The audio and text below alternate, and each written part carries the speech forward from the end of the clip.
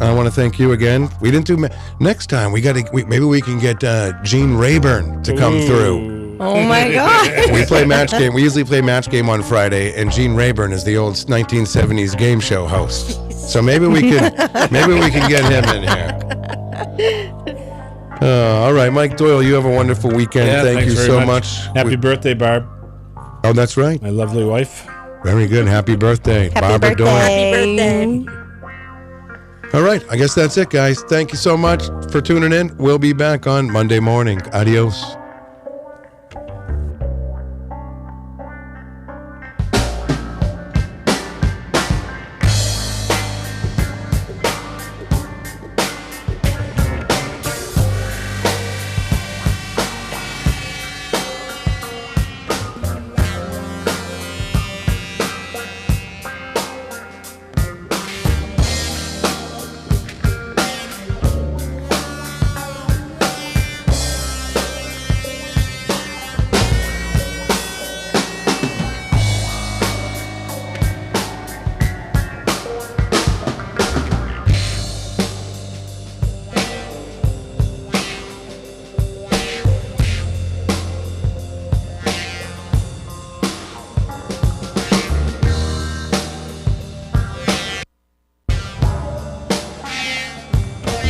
When I questioned him about it, he evaded the question completely and wanted to change the subject.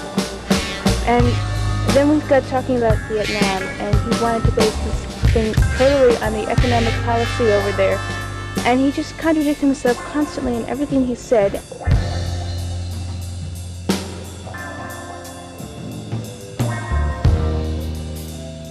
Talked to one of the boys, and I questioned him about his Catholic book, which he had handed to me to read. And I found that it is not sponsored by a church, and there are no priests or ministers of any sort on it.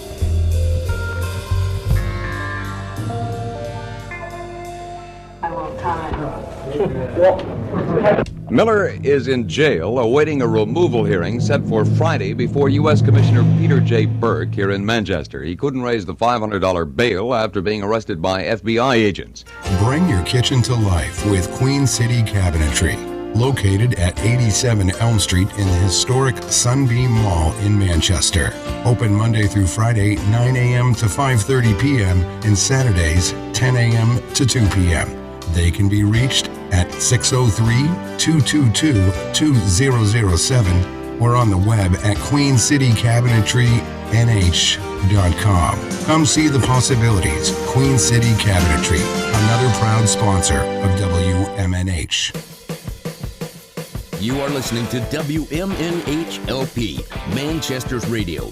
Broadcasting from the top of 1000 Elm Street. Our studios are located at 119 Canal Street and licensed to Manchester Public Television Service in Manchester, New Hampshire. Contact us by email at WMNH953@gmail.com or through our website at WMNHradio.org. It's 9 o'clock. You're listening to Matt Connarton Unleashed on WMNH 95.3.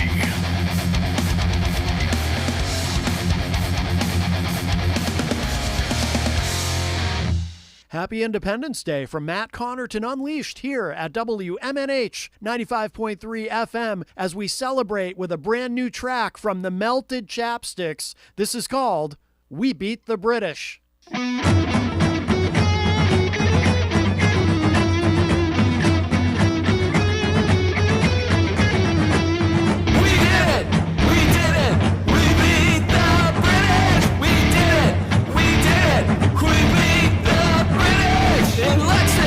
Shot was fired, I really don't know why. Now we party like rock stars on the 4th of July. We did it, we beat the British, we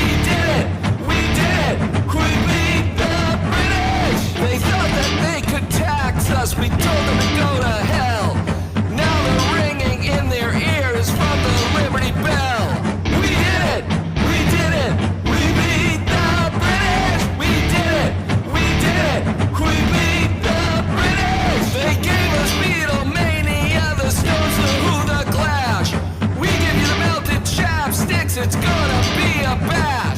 We did it! We did it! We beat the British! We did it! We did it! We beat the British! So the next time you attack us on our sacred lands, we'll beat you even harder in the battle of the bands. We did it! We did it! We beat the British! We did it! We did it! We beat the British! So whether you speak English, German, French, or Yiddish, I forget the words. All right, we beat the British. We did it. We did it. We beat the British. We did it. We did it. We beat the British. In the future, ask us nicely. Maybe we'll agree. We don't want to fill a harbor with your overpriced tea. We did it. We did it.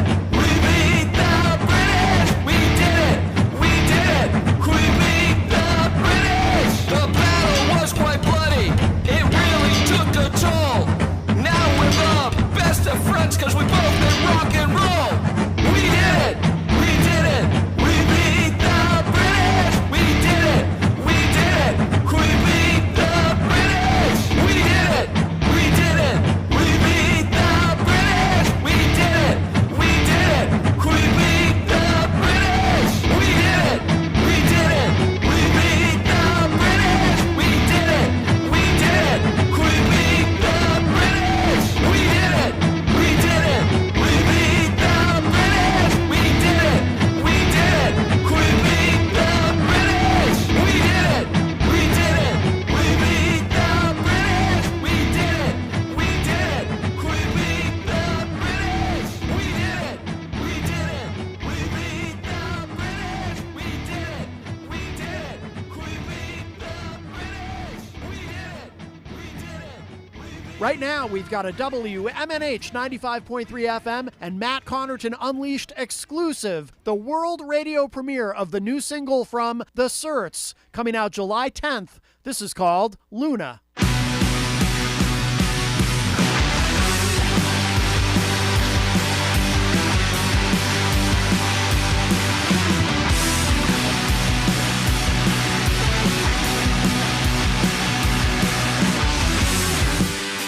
It's all in my place. I wanted a place. It's ain't running high. There's nowhere else to go.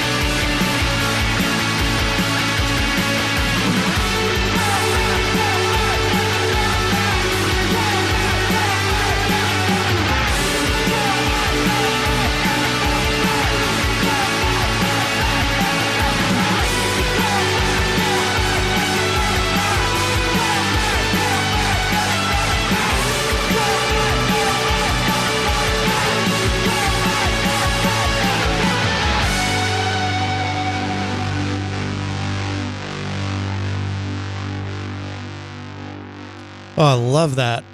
That is really, really good. That is called Luna, and the band is The Certs, and they, we don't have them booked on the show yet. They will be on the show soon, though, I'm sure, and that track is not out yet. You have heard it here first. That is the world radio premiere of Luna by The Certs, courtesy of Matt Connarton Unleashed, and, of course, we opened with We Beat the British from our friends, the Melted Chapsticks, who we saw recently at the Spot in Nashua for a great show. That's where we met those guys.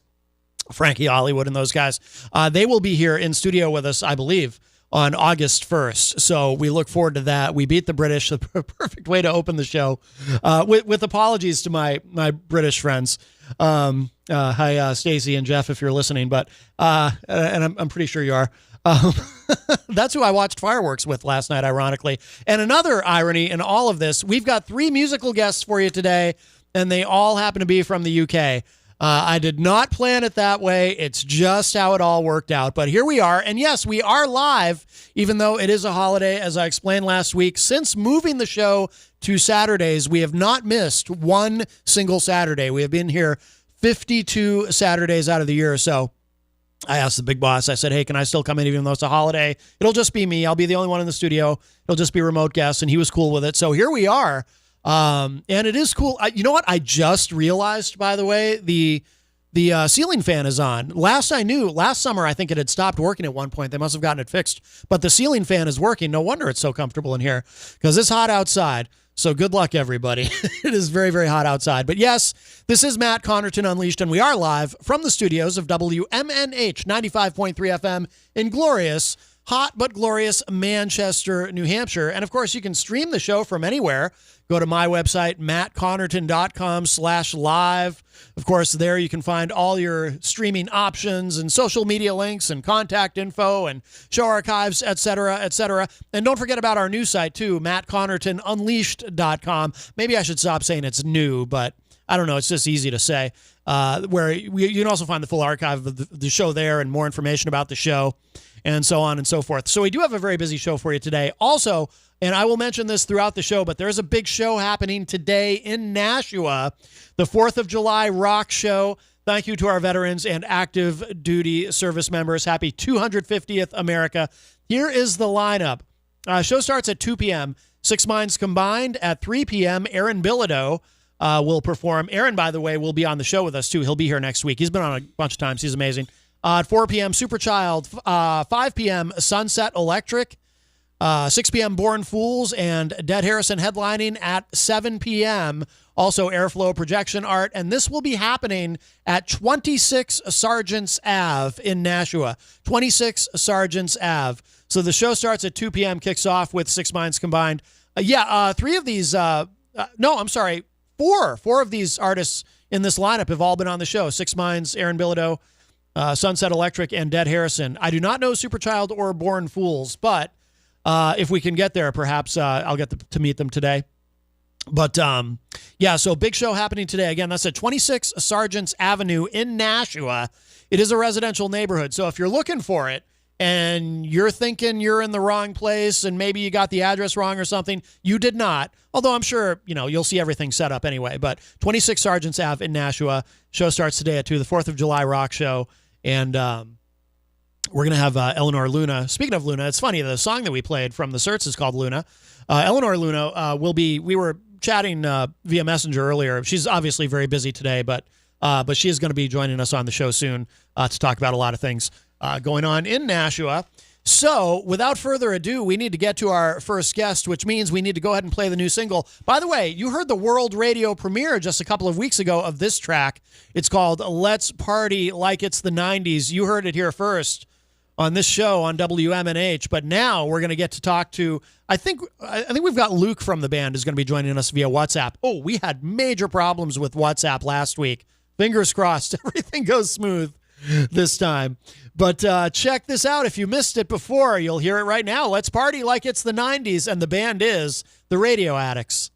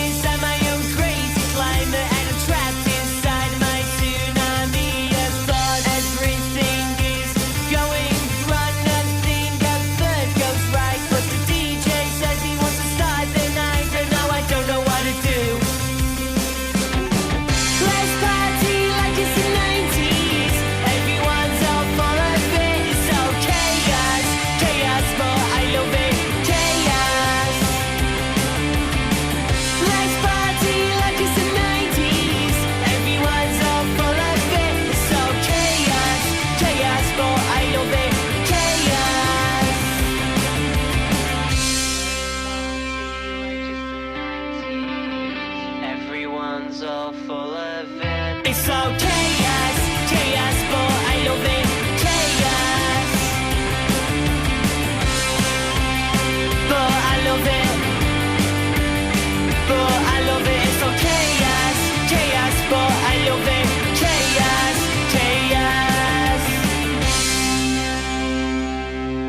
chaos. I love it. Let's party like it's the 90s. The band is the Radio Addicts, and I think we have Luke. Luke, are you there? Konnichiwa, mi amigos. Hello, Matt. How are you? Good. How are you doing? I am very, very, very, very good, Matt. Now that I'm on your show, Matt, I'm feeling incredible right now. Thank you so much for having me on. Oh, that is wonderful. Well, I appreciate that validation, and that's good to hear. Now, is it just you? Are you the only band member with us? Well, so far, yes. As me and Daniel in England, we've just been sitting at our exams and stuff like that. So we're all very, very, very tired. But you know what, Matt? I've not given up, Matt. I knew that it was your show, and I would not miss this for the world. Oh, my goodness. Wow. You're making me feel great. Well, thank you, Luke. I appreciate that. I appreciate you guys very much. You're very welcome, my friends. You're very welcome. Love that song, Let's Party Like It's the 90s. And I'm old enough to remember what it was like to party in the 90s. To the extent that I did actually party, which wasn't very much because I'm not a partier, but I mean, let's start with the obvious question though. So what's that about? I mean, I guess it's obvious what's it about, but what was the genesis of that track? What made you want to write that? So I remember being in school and I was in history class. And I have these moments where like I get bored, but I get so bored that I naturally just zone out. And I remember feeling so bored that I just went, you know what? I want to party. I want to go out with my friends. I'm sick of doing this. I want to just have a good time. And then the let's party like it's the 90s bit just hit my mind. And in history class was where I wrote the first ever chorus of that song where it's like, let's party like it's the 90s. So it was all about me stuck in school, me stuck in real life and wanting to leave real life and have the best night out I humanly can. Very good. Very good. So it sounds like the song came pretty quick. So did you literally write the entire thing during history class or did you just get the chorus and you got the rest of it later? So in history class, I got the chorus and then after that, I went home. I had some lovely McDonald's when I got home, some lovely chicken nuggets and fries. Yes. And then after that, I sat down and then the verses just came straight at me. Oh, interesting. By the way, so I mentioned, I don't know if you were listening, but I mentioned at the top of the show, so I have a very close friend who is British who tells me that McDonald's is very different there and that it's much higher quality than in the United States. It is. No offense. But I have been to America. I have been to what was the world's biggest McDonald's in Florida. And I must admit, the English one, I don't want to say it's more fancier, but like they put more effort into the meals, which I don't really know. I mean, like McDonald's standards isn't quite high, in my opinion. But I must admit, the meal quality feels a lot better. So no offense to the American viewers, but if British McDonald's like made you want to come to England, then absolutely go for it. Turn over and try our McDonald's, as it's absolutely lovely. Very good, very good. Yeah, we eat a lot of. Maybe I shouldn't say this. It's a very patriotic holiday in the United States, obviously, but we do eat a lot of. We do eat a lot of garbage here. Isn't it? It is July 4th. Yes. July 4th.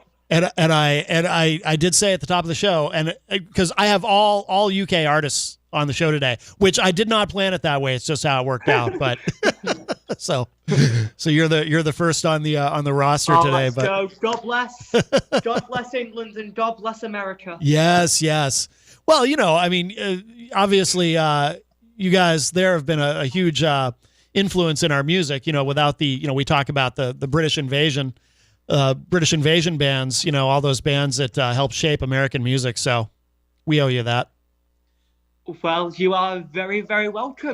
You are absolutely welcome. You should have Paul, John, Ringo, and all those lot. You should have those.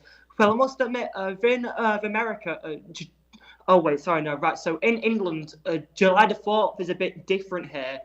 as July the 4th is actually celebrating the 1 year anniversary of Oasis coming back. Oh, so for us, it's like National of Oasis Day here. So Oh, no that's kidding. what I'm celebrating.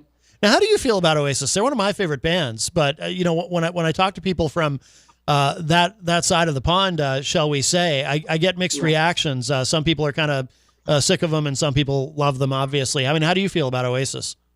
I mean, personally, for me, they're one of the most influential bands on the planet. And the thing is, what I find is that people who say that, oh no, I don't really like Oasis, I've only listened to Wonderwall and called it a day. Like, if you actually go into the details, and obviously, like, I was there when they toured the UK, and I'm from Manchester, but I went to London, which is like a 6-hour drive to see him, and I genuinely, I bursted it into tears when I saw him live. Yeah. It was one of the greatest days of my life. So with people who say they don't like Oasis, I guess they're a bit like posers in a way, where like they pretend to know stuff, but really they've only listened to Wonderwall and don't look back in anger. So if you've not truly listened to them, go into their back catalogue, listen to the master plan, which is all their B-sides. Yes. And truly get into them. As no offense to people who don't like Oasis, but actually listen to them. It's incredible. I agree. So, yeah, at least that's my thoughts on it. My favorite Oasis song is Acquiesce, which, as you know, was a B-side. Ah, well, that was actually the song that I started crying on, actually. No, So that no was actually kidding. The exact song. I was like, we need you, yes, no, love you, yes, it's actually happening. I just burst into tears. Oh. So yeah, that was the actual song that I started crying on. Oh, that's awesome. Was that on the reunion tour that they did over there? Or was that before? Yes, it was. Yeah. It was. It was the second song on the set list. Okay. So, yeah. Oh, that's awesome. I'm so jealous. I've never seen them live. So what artists influenced that song, Let's Party Like It's the 90s? Like, were there any particular artists that you had in mind, like maybe 90s artists or artists from any time period that influenced the song, or did the song just kind of form in your brain and it came out how it came out? Well, I think it's a bit strange. It's obviously in my brain, like sometimes it does just flow out. But there's a British band called The Wombats, and they have a song called Let's Dance to Joy Division, which is basically like Let's Party like it's the 90s, but 10 times better. And so I was listening to that and I was like, wow, that's great. And the song sort of feels like if the Wombats and the Buzzcocks had kids, and then that kids could perform like Robbie Williams. Like, that's the kind of vibe like the song sort of gives. So yeah, to be honest, the music that sort of inspires me is sort of like more modern music, like if I tried to think of some of American bands which like have inspired me, like TX2, like I love, like they're like my different alternative. But like the British indie scene at the moment is incredible. Mm-hmm. You've got bands like the Royston Club, the Keys, who you've probably never ever heard of, but they should be so much bigger as they are incredible. So the music that inspires me the most is like the new ones. It's almost like we're all friends and we're all like taking ideas from each other and turning it into our own. So the song sort of came from like my brain just wanting to be partying, and also just all of the modern new music that's out now. Yeah, that makes sense.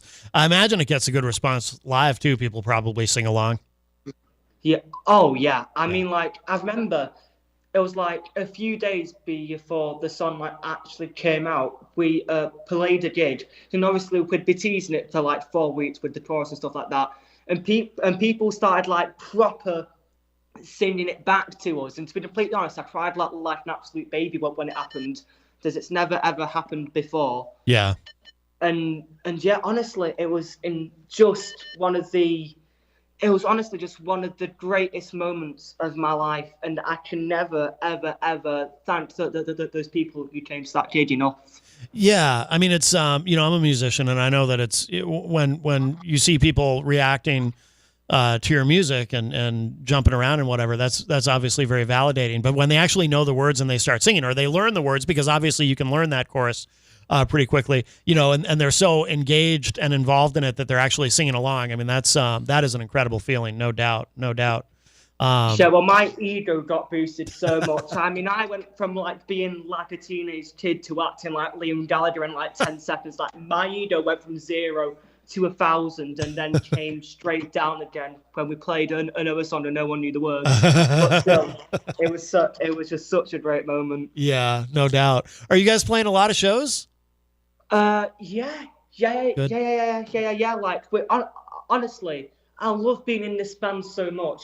Is every weekend almost we go out and we play outside of our hometown of Bolton, which I know for some people sounds like the norm, but really it isn't. Like, we have lots of friends and musicians who are in Bolton, who like once a year they might go to Sheffield, which is like an hour to 2 hour drive from Bolton, just for your American listeners, and it's incredible. Like, we make new fans, we meet new people, and we actually have our biggest headline show at a venue in Manchester called the Deaf Institute, and we're so close to selling it out, and that's going to be like a really big party for us. So every weekend we're playing in new cities, new places, and making new friends, and it's the best job in the entire world, and I cannot be more grateful that on this earth I'm given this life to do this job, and it's the best feeling ever, and I wouldn't change it for anything. So every week it's constant gigs, and I love it. Oh, that's awesome. That's fantastic. And how long have you guys been around? Because I know you're very young, right?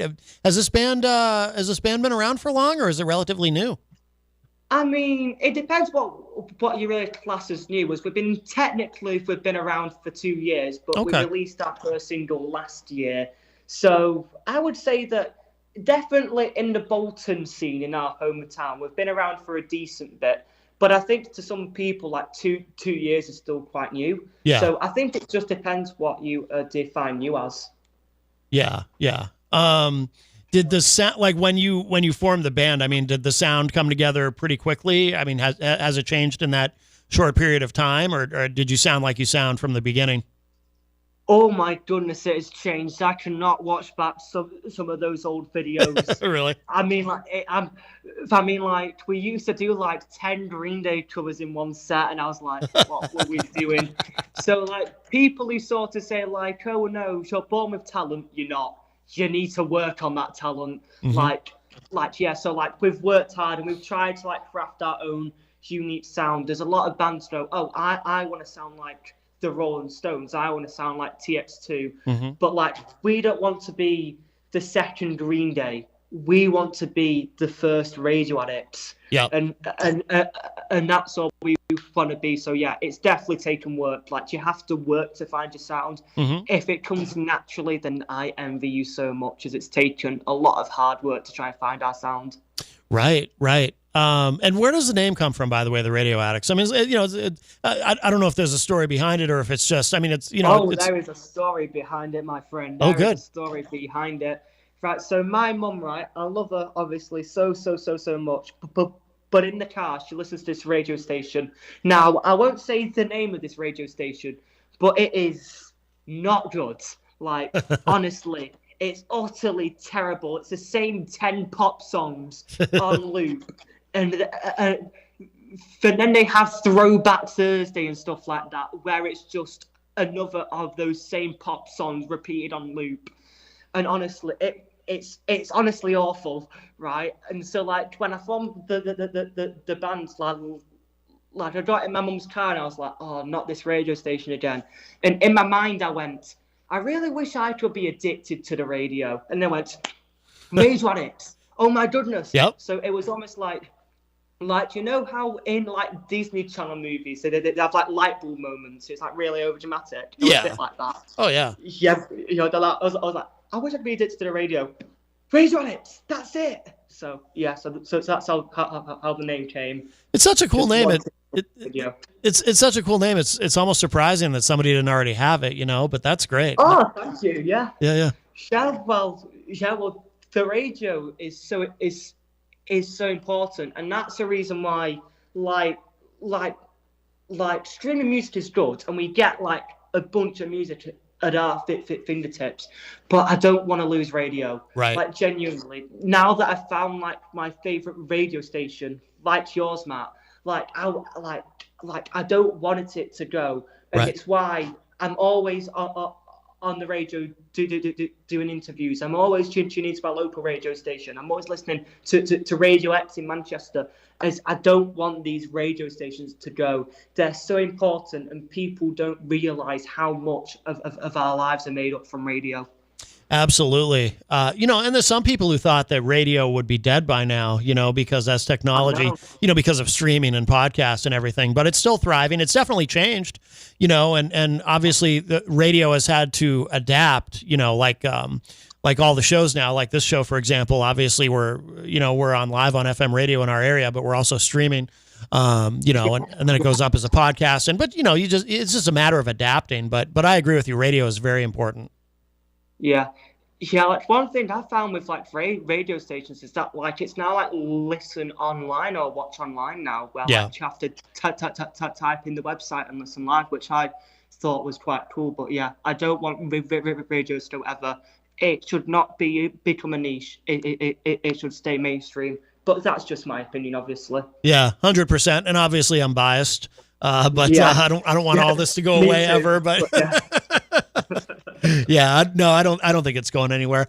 So I want to ask you about, in a moment, we're going to, after we wrap up our conversation, I am going to play another song from yours. I'm going to play this song, Scroll My Life Away, at the conclusion of our conversation. Cool.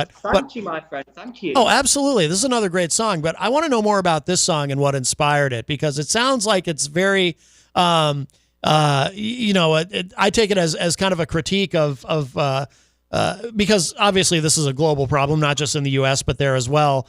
People kind of addicted to their phones and social media and all of that, and scrolling. We call it doom scrolling. I don't know if that's a term you use over there, but yeah, that is definitely a term here. That is not just America. Doom scrolling is in England and the UK. Don't worry, it's the same everywhere. So I assume that's what inspired the song "Scroll My Life Away." Oh yeah, well the thing is that like I remember one time I was a bit younger, but I was in like a restaurant and I saw like 3 tables of like families.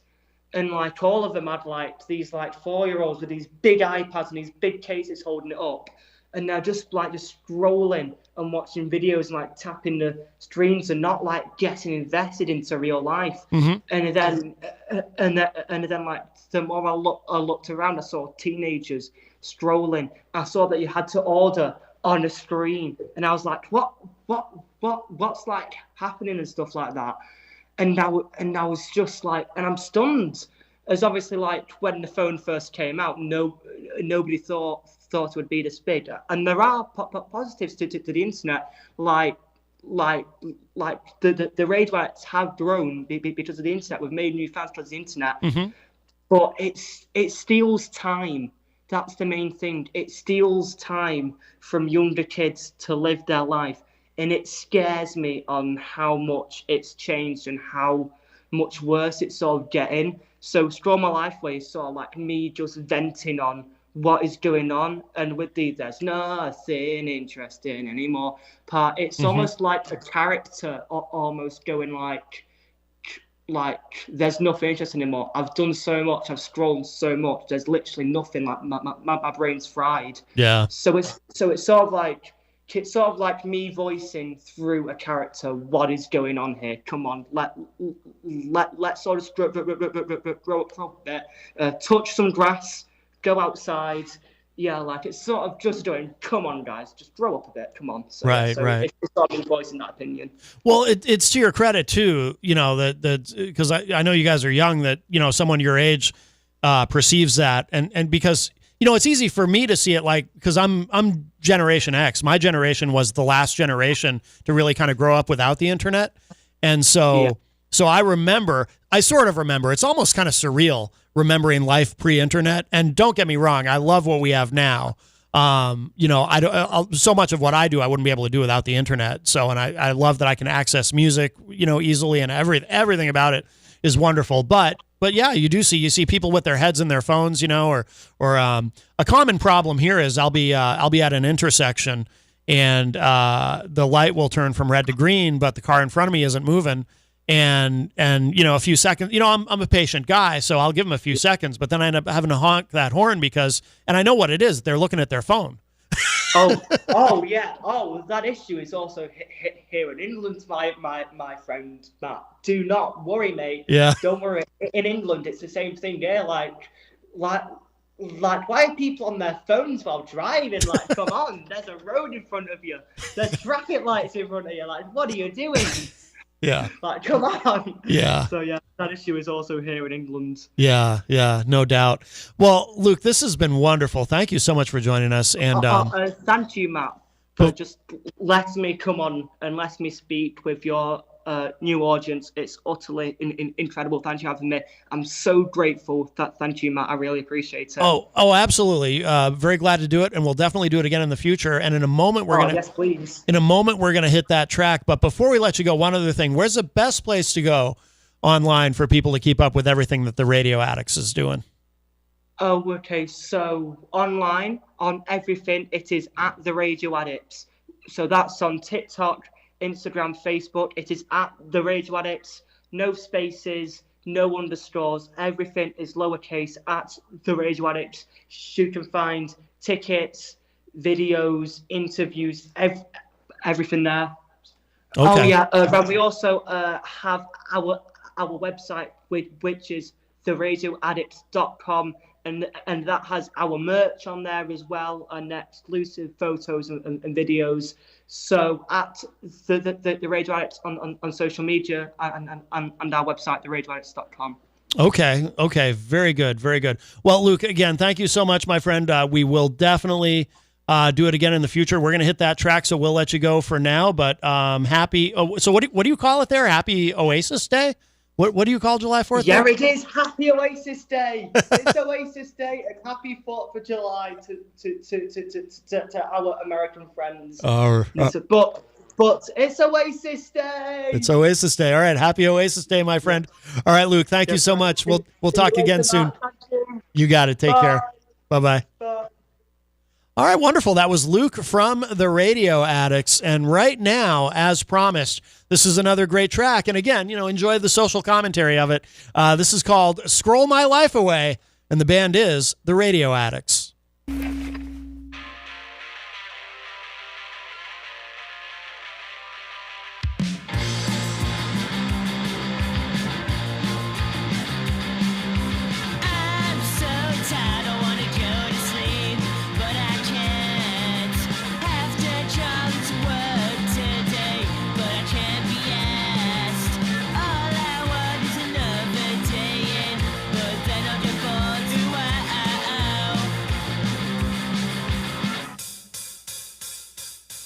There's nothing interesting anymore. Nothing for my crap attention span to last. Do I wanna go outside? Stay inside, throw my life away. Away, oh oh. Ooh, wow. Ooh, wow.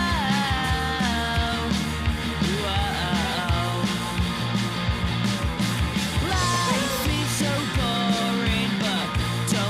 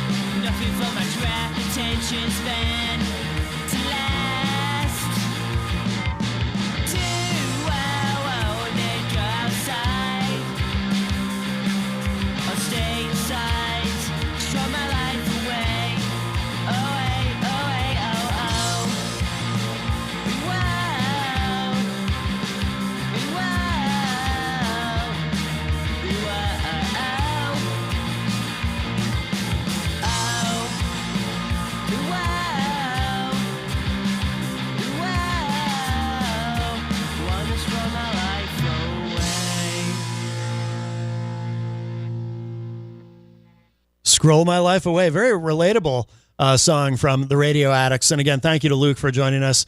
Really enjoyed talking with him. That was great. And of course, welcome everybody. If you are listening live, yes, we are live.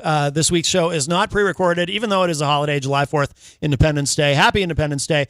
We are live from the studios of WMNH 95.3 FM in glorious Manchester, New Hampshire. This is Matt Connarton Unleashed. And I think right now, well, first, let's say hello to everybody in the chat. As we've got a little bit of time left in the first hour. Let's see who we have in here. Loud Entertainment joins us and says, good morning, Matt. Superchild is great. Superchild, one of the bands that is playing today at the big event in Nashua. Loud Entertainment says, next Friday at Jewel, Pulsifier, Stale Fate, Fourth King Found, Slay the Giant, and Exception. The only one of those bands I'm familiar with, I've heard of several of them, but Pulsifier, Jenny and I actually had dinner with those guys once. Really, really great. Love Pulsifier. Loud Entertainment also says, let's get Loud Entertainment back in the studio. Yes, we definitely message me, please, on Facebook if you can. We'll get you back on. B. Pinard, who's always a big supporter of the show, says, good morning, everyone. Isaac Banks is in the chat. Isaac Banks, our friend from Greensboro, South Carolina, says, good morning, Matt and Jen Coffee. Happy 4th of July. Replying to Loud Entertainment. Loud Entertainment, good morning and happy 4th of July. Yes, yes. And of course, for our UK listeners, it is Oasis Day, as we learned from our friend Luke from the Radio Addicts. So, of course, we've got, if you're just joining us, if you didn't hear me say it at the top of the show, we've got 3 musical guests today. Radio Addicts was the first one.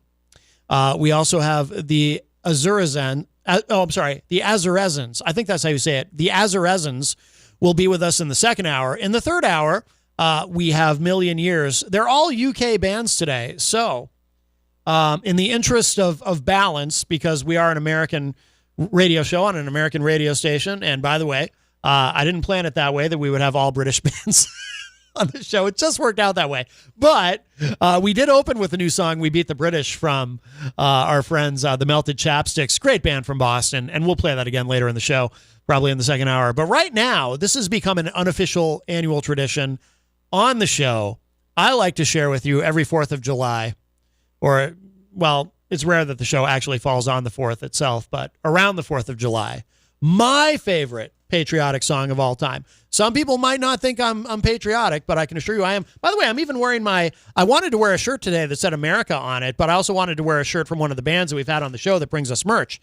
So I'm wearing my Heavy America shirt. Heavy America, great band. We haven't had them on in like 3 years. We got to get them back on. But I thought, oh, this shirt says America in it. I'll wear a Heavy America shirt. And I even have a Heavy America track I'll play later in the show. But anyway, but what I would like to do now, again, this has become an unofficial tradition. My favorite patriotic song, and it's been my favorite patriotic song since I was a kid. And some people make fun of me for this, but to me, this song, there's nothing more American than this song. This song encapsulates what America is about. Yes, my friends, longtime listeners already know. I'm talking about Yankee Rose by David Lee Roth.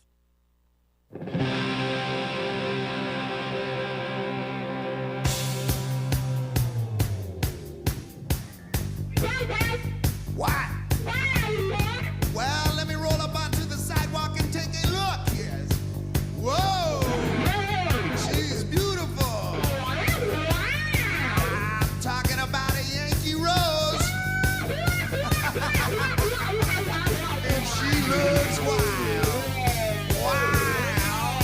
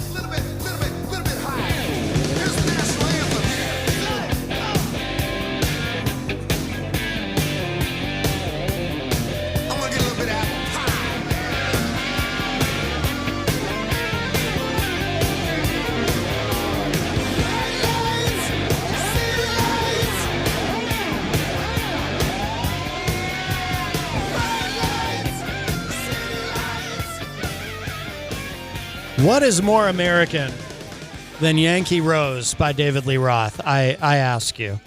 My favorite patriotic song. Welcome, everybody. This is Matt Connarton Unleashed, and yes, we are live from the studios of WMNH 95.3 FM in glorious Manchester, New Hampshire. Thank you again to Luke from the Radio Addicts for joining us. And, of course, coming up in the second hour, we have the Azaresans. In the third hour, we have Million Years. And right now, I'm going to sneak this into one other patriotic thing because we have a lot of British bands on the show today, so just to kind of balance things out. I'm going to play one other patriotic thing that I do love. My favorite band, Kiss, their third live album called, appropriately enough, Alive 3, which came out in 93. They would do, and I saw them on this tour, on the Revenge tour. They would do, at the end of the show, the Star Spangled Banner. I'm not sure why they chose that specific tour to do that, but that's how they would end the show. See, they didn't end with Rock and Roll All Night for once on that tour. They would end with their rendition of the Star Spangled Banner. So this is the other thing that I kind of make it an unofficial tradition to play every year around the 4th of July, or in this case, literally on the 4th of July. Here it is. It's from Alive 3, Kiss, Star Spangled Banner.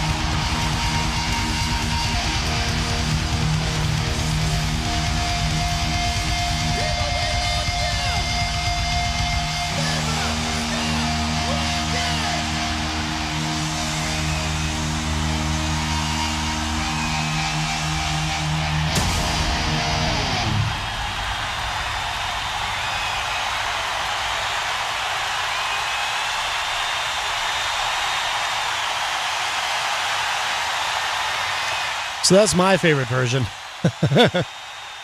All right. Well, everybody, we are approaching the top of the hour. We got to take a break. So some love to our amazing sponsors here at WMNH. And when we come back in the second hour, the Azaresans will be with us. Stick around. We got plenty more to come. Nana's Kitchen and Pizzeria. From Nana's hands to your plate, tradition, love, and taste that's great. Slow fermented dough, flavor so true. Each bite a story made just for you. 603-232-9366. Nana's Kitchen and Pizzeria, 15 Dartmouth Drive, Auburn, New Hampshire. Nana's Kitchen and Pizzeria. Luigi's Pizza Bar and Grill. For everyone, let's raise a slice on high with toppings all around. It's a pizza party, oh my. Luigi's Pizza Bar and Grill, 712 Valley Street, Manchester. Come on in or call 622-1021. Luigi, keeping the tradition alive since 1975. Pizza for everyone. each slice and topping, everything feels so right. In times of crisis, you need a law firm that stands by your side. With over 40 years of experience, Craig & Getsoulis is dedicated to fighting for your rights. As former state prosecutors, our attorneys have the knowledge and trial experience to provide an aggressive defense against any charge, from DUIs to homicides. If you've been injured, our compassionate team will assess your case and fight for the compensation you deserve. Serving all of New Hampshire, Craig & Getsoulis is here when you need us most. Visit craiggetsoulis.com for a free consultation. Craig & Getsoulis, your advocates, your allies. Bring your kitchen to life with Queen City Cabinetry. Located at 87 Elm Street in the historic Sunbeam Mall in Manchester. Open Monday through Friday, 9 a.m. to 5:30 p.m. and Saturdays, 10 a.m. to 2 p.m. They can be reached at 603-222-2007 or on the web at queencitycabinetrynh.com. Come see the possibilities. Queen City Cabinetry, another proud sponsor of WMNH. Hey everyone, this is Rob Azevedo, host of Granite State of Mind, and I want to tell you about Pembroke City Limits in the historic Suncook Village. PCL is an award-winning bar, restaurant, and music venue where there's live music 5 days a week and twice on Saturdays. Everything from blues, country, folk, funk, and a whole lot of jazz. We have 12 craft beers on tap dedicated to local brewers in the area and some of the friendliest bartenders around. Please come visit Pembroke City Limits at 134 Main Street in the historic Suncook Village, only 6 miles outside of Manchester. Open Tuesdays to Wednesdays, 4 to 10, Thursdays to Sunday, 11 to 10. Pembroke City Limits, where it's all about the music. Diz's Cafe is the place to put a smile on your face. Judy and the crew will take care of you. Bring your appetite and treat your taste buds right. Diz's Cafe is always a winning choice. Breakfast, lunch, or supper. Diz's Cafe at 860 Elm Street in downtown Manchester. Dine in, take out, or make a reservation. Call 603-606-2532. Eat, drink, and be happy. Diz's Cafe. When it comes to keeping WMNH on the air and your own personal or business computer needs, trust Groland Computers. Located on Elm Street in Manchester, Groland handles computer repair, virus removal, and custom-built systems. Are you looking for budget-friendly options? Check out our selection of fully inspected used computers. We offer tailored on-site solutions. No unnecessary expenses here. Visit Groland.com or call Groland Computers at 603-645-0101. Your tech, your way. Trust Groland Computers.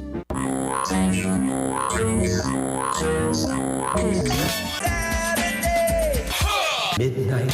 7 times out of 10, we listen to our music at night. Thus spawned the title of this program. Late Night Delight with DJ Midas, right here on WMNH Manchester. You want to know why? Because I'm on the radio. Saturdays and Sunday nights, midnight to 4 a.m. This hour on WMNH is sponsored by CGI Business Solutions, located at 5 Dartmouth Drive in Auburn. They serve all your business needs, including employee benefits planning, corporate design and business administration, investments and wealth management, and customized business insurance solutions. Their phone number is 866-841-4600 or on the web at cgibusinesssolutions.com. Behold the harmony of airwaves as you immerse yourself in the captivating frequencies of WMNHLP, the sonic heartbeat of Manchester, transcending through the ether at 95.3 megahertz frequency modulation. Our transmissions emanate from the zenith of 1000 Elm Street. Venture into the heart of our creative realm at 119 Canal Street, where innovation and sound collide. We bear the imprimatur of Manchester Public Television Service in the venerable city of Manchester, New Hampshire, USA. Enrich your auditory journey with the depth of our licensed resonance. Dispatch your missives to WMNH953@gmail.com or traverse the virtual corridors of WMNHradio.org. Engage with our sonic vibrations by communing with us through the digital channels. Your radio beckons, eager to enthrall you with its mesmerizing cadence and envelop you in a symphony of boundless auditory wonder. WMNH, rip the knob off. This is Jesse Rutstein and Caleb Dyer. Oh. Okay, we can, let's do that one more time. This is Jesse Rutstein and Caleb Dyer. Oh, crap. Hold on. What do you want me to say right after that? from Hatchet Axe. From Hatchet Axe and Saw. And then I'll say you're listening All right, to. sounds good. This is Jesse Rutstein and this is why I'm the leader. This is Jesse Rutstein and Caleb Dyer from Hatchet Axe and Saw Records. You are listening to the Matt Connarton Show on WMNH 95.3 Manchester.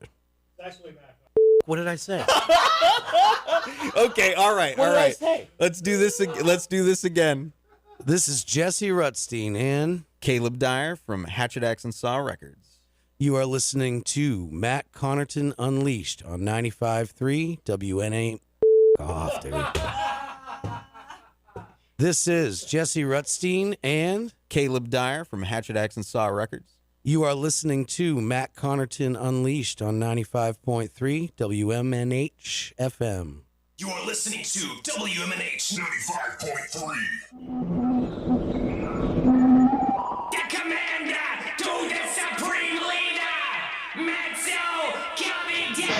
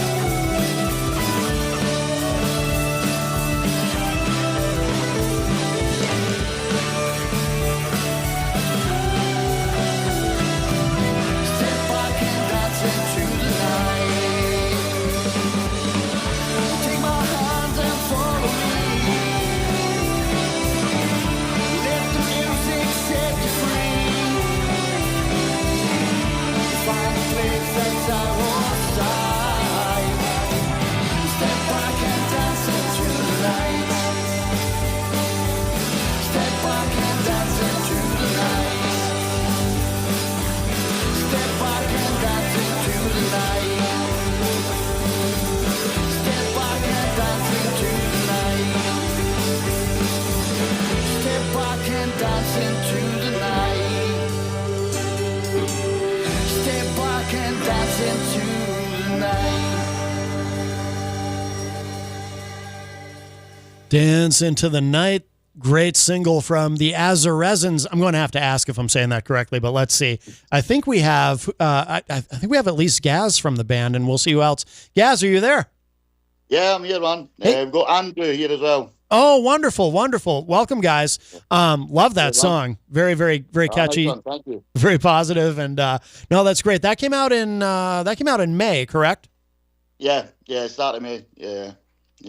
So relatively new. Yeah. What's the response been to it? I would imagine you're having some success with it because it's impossible to, not. It's kind of infectious. So the first time I listened to it, it was stuck in my head the entire day. That's a good thing, isn't it? Very. That's exactly what we want. You want the wee DJ inside your head to like actually record it and play it back to you constantly in a loop. That's what you want.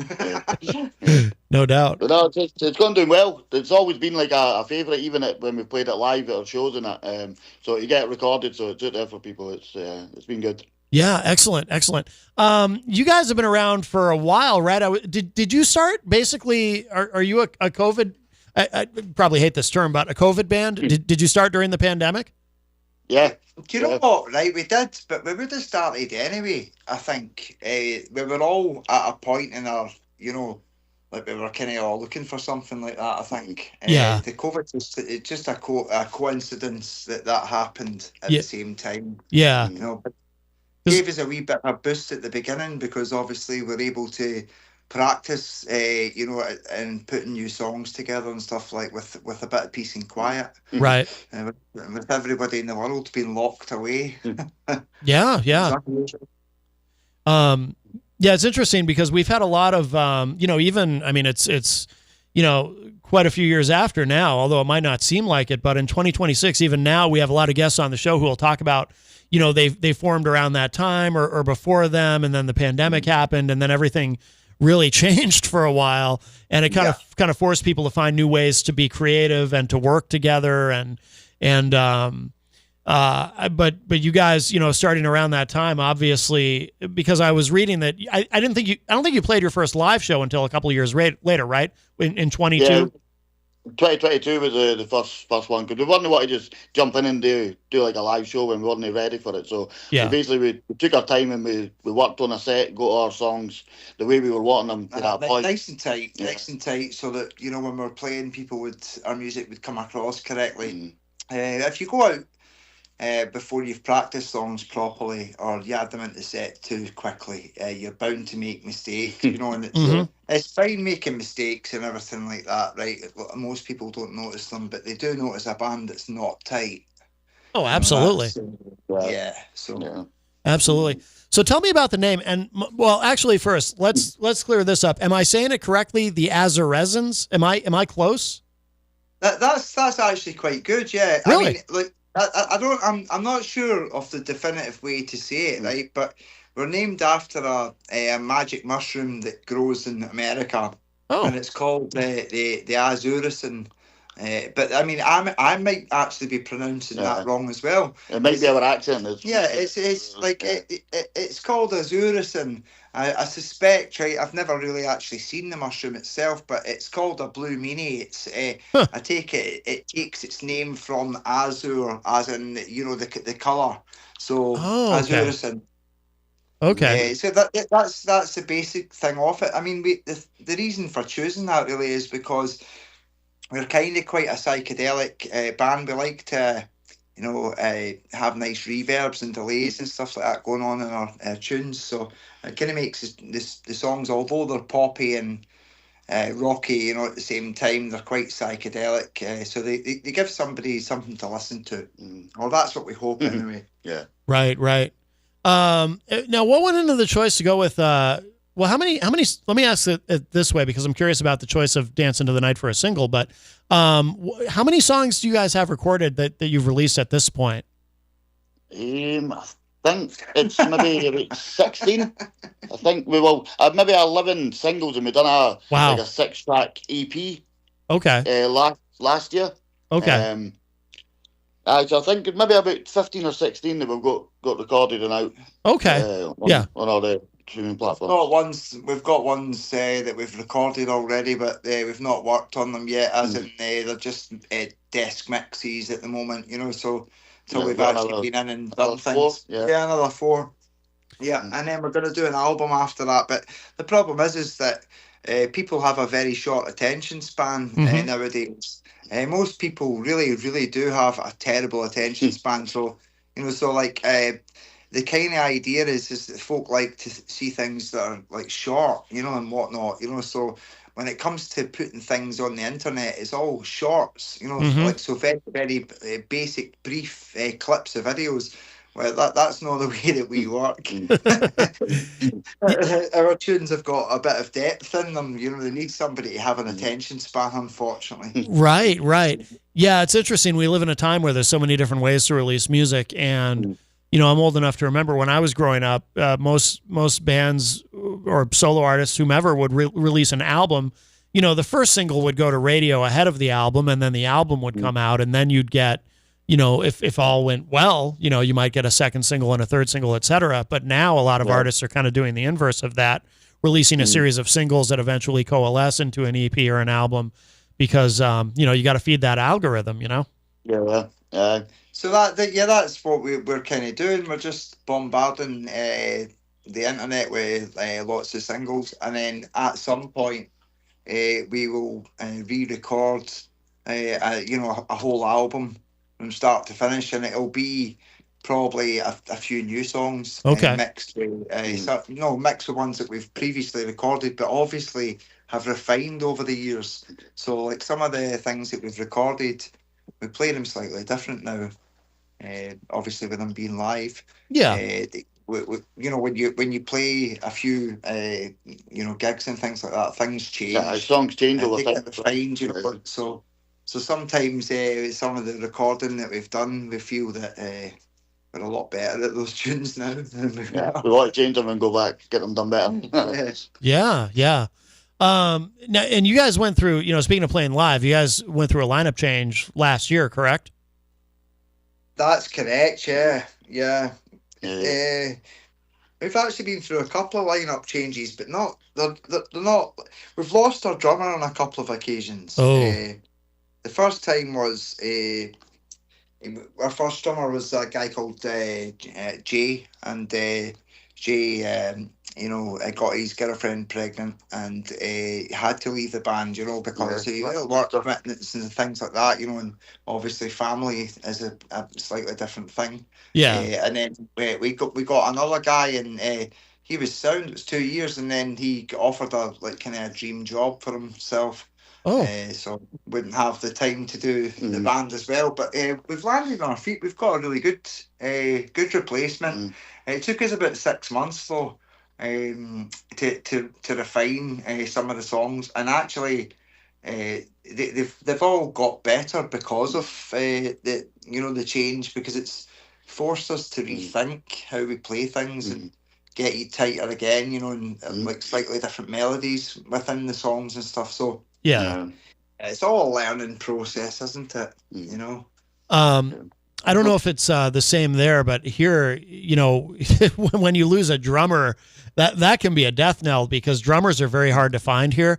I have a theory about it. I think it's because when you're growing up and you want to learn to play a musical instrument, and you have to have the conversation with the parents. If you tell them you want to play drums, they're gonna either that or the tuba. They might try to talk you out of it. But, anything that's hellish to listen to, they're going to want to get rid of that idea in your head. Most definitely, it's kind of like that. It is. It's definitely down to the parents not wanting it, but you still do have good drummers. It just happens to be that I kind of knew a guy that was, in between bands at the time anyway, and he's a really good drummer. So, if we were to lose a member of the band, it's devastating, because you lose a certain dynamic, that the band brings. It's not, the band's never about one person. It can't be about one person. It's about a collaborative, venture, I suppose, and the minute you take one part out, it just changes it fundamentally. Oh yeah. But luckily we've just grin and grit our teeth and just grin and bear it and just got on with it. And on this occasion, we came out the other end smelling the roses, I suppose. So our new drummer's really, really good. He's really entertaining to watch as well. Oh, excellent. Excellent. And we added a keyboard player as well. We've got Fraser in playing keyboards and extra guitar as well. So the band sort of expanded their sound as well with that. We were always wanting to get the keys involved in our sound. So we've got Fraser and he's added a lot to the band as well. Oh, excellent. We've always wanted to sort of make our sound looser and bigger. And that's not always the case by adding extra instruments, but then if you're a musician, you'll understand that the more that you can add, the more space can be created if people are tasteful. It's all about being tasteful and not overdoing things. So it's giving every single instrument a space within the music, I suppose. Right. Oh, well said. Yeah, absolutely. Did you guys open? Is this correct? You guys open for definitely Oasis. Is that an Oasis tribute band? Yeah, it's one of the the travel around the world or one of the they're one of the premier ones. We opened for them at the Liquid Rooms. Quite a big venue in Edinburgh. It's nice. But obviously. That was a really nice gig for us. It was. That's one of the best ones. Yeah, that was top. That was a top night. No, it was absolutely rammed.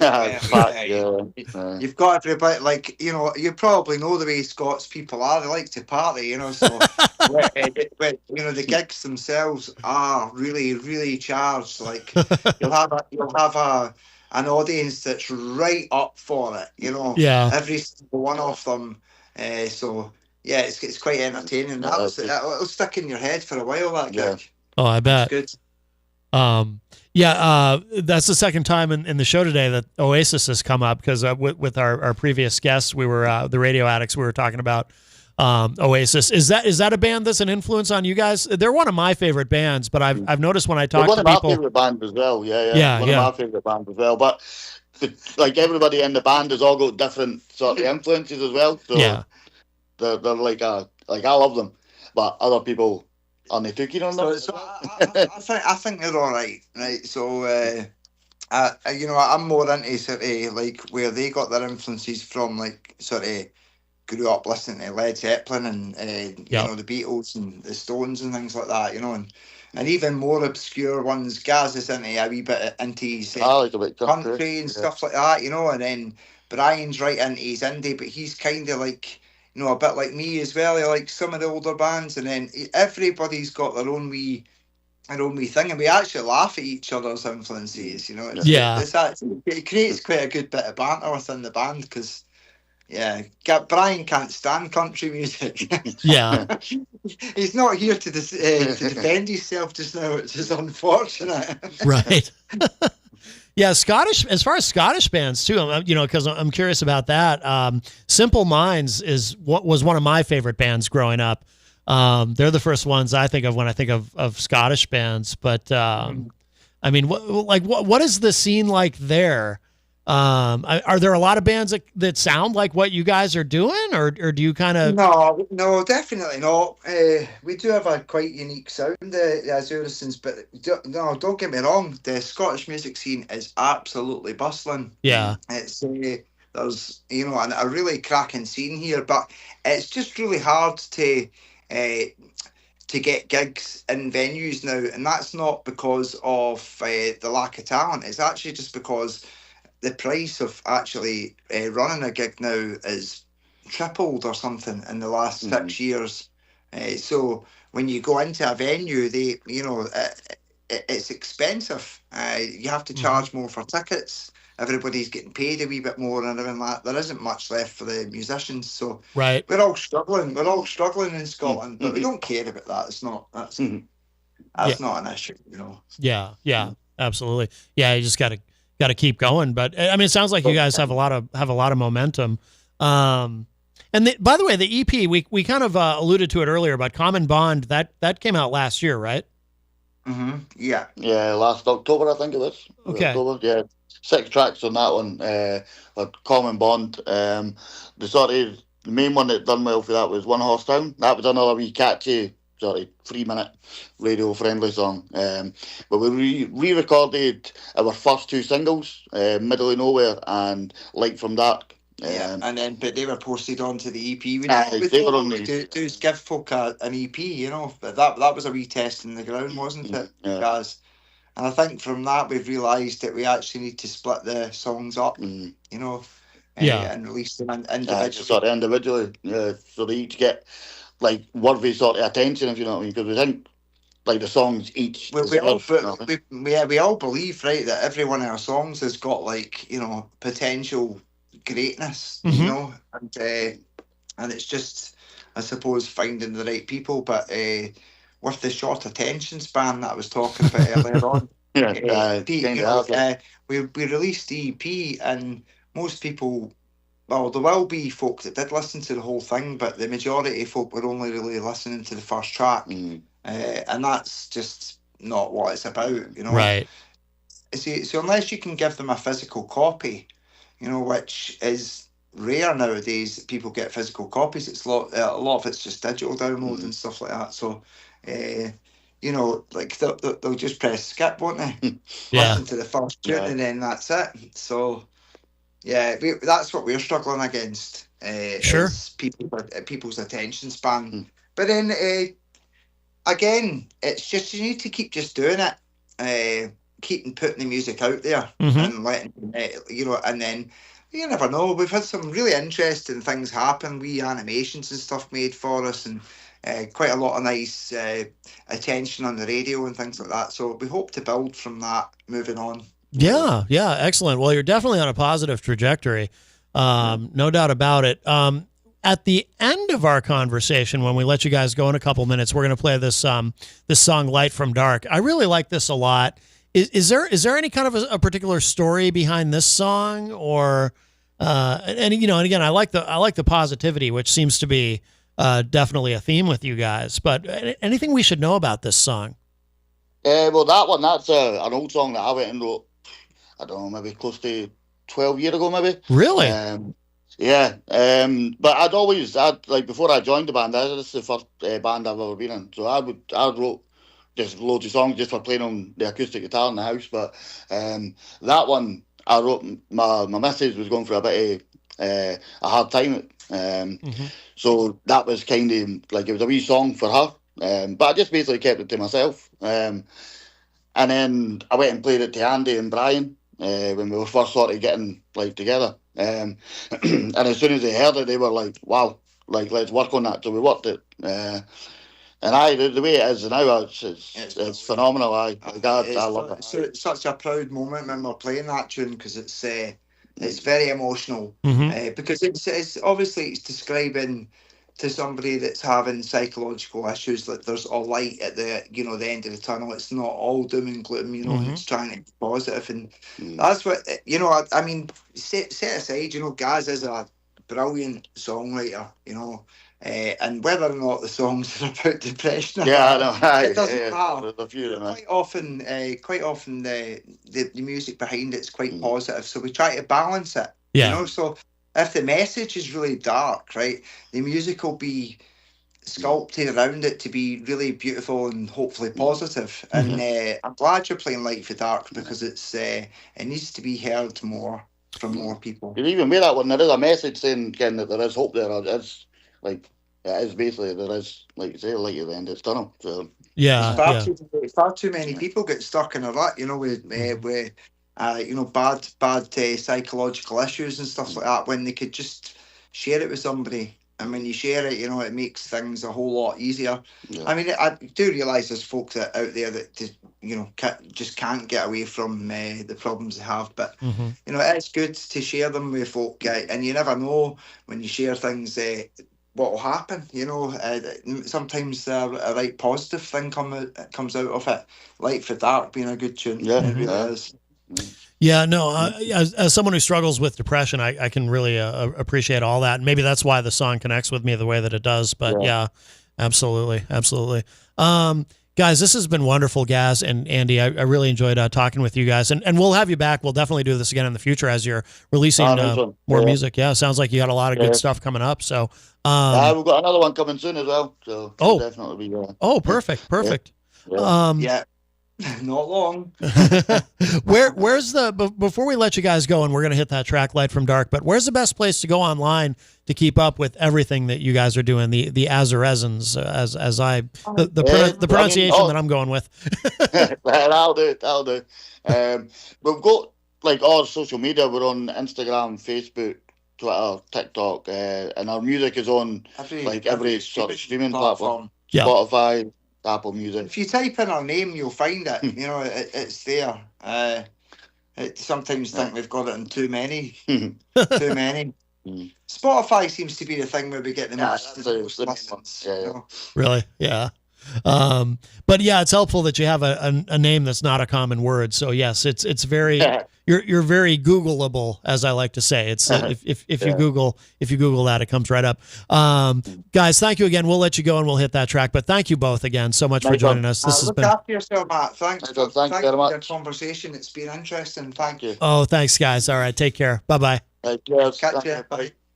All right, that is Gaz and Andy from the band The Azaresans, and let's play this song. Like I said, this really connects with me. This is called Light from Dark.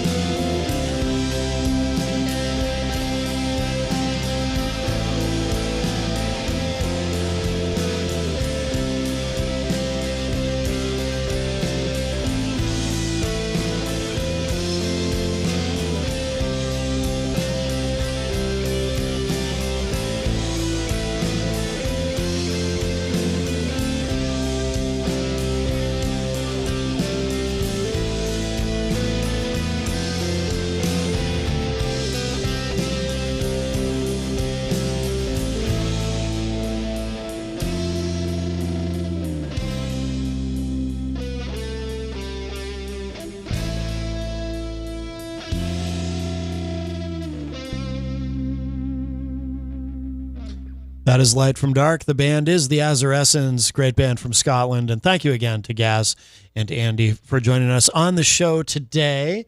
Of course, if you missed it, you'll be able to hear it later in the archive.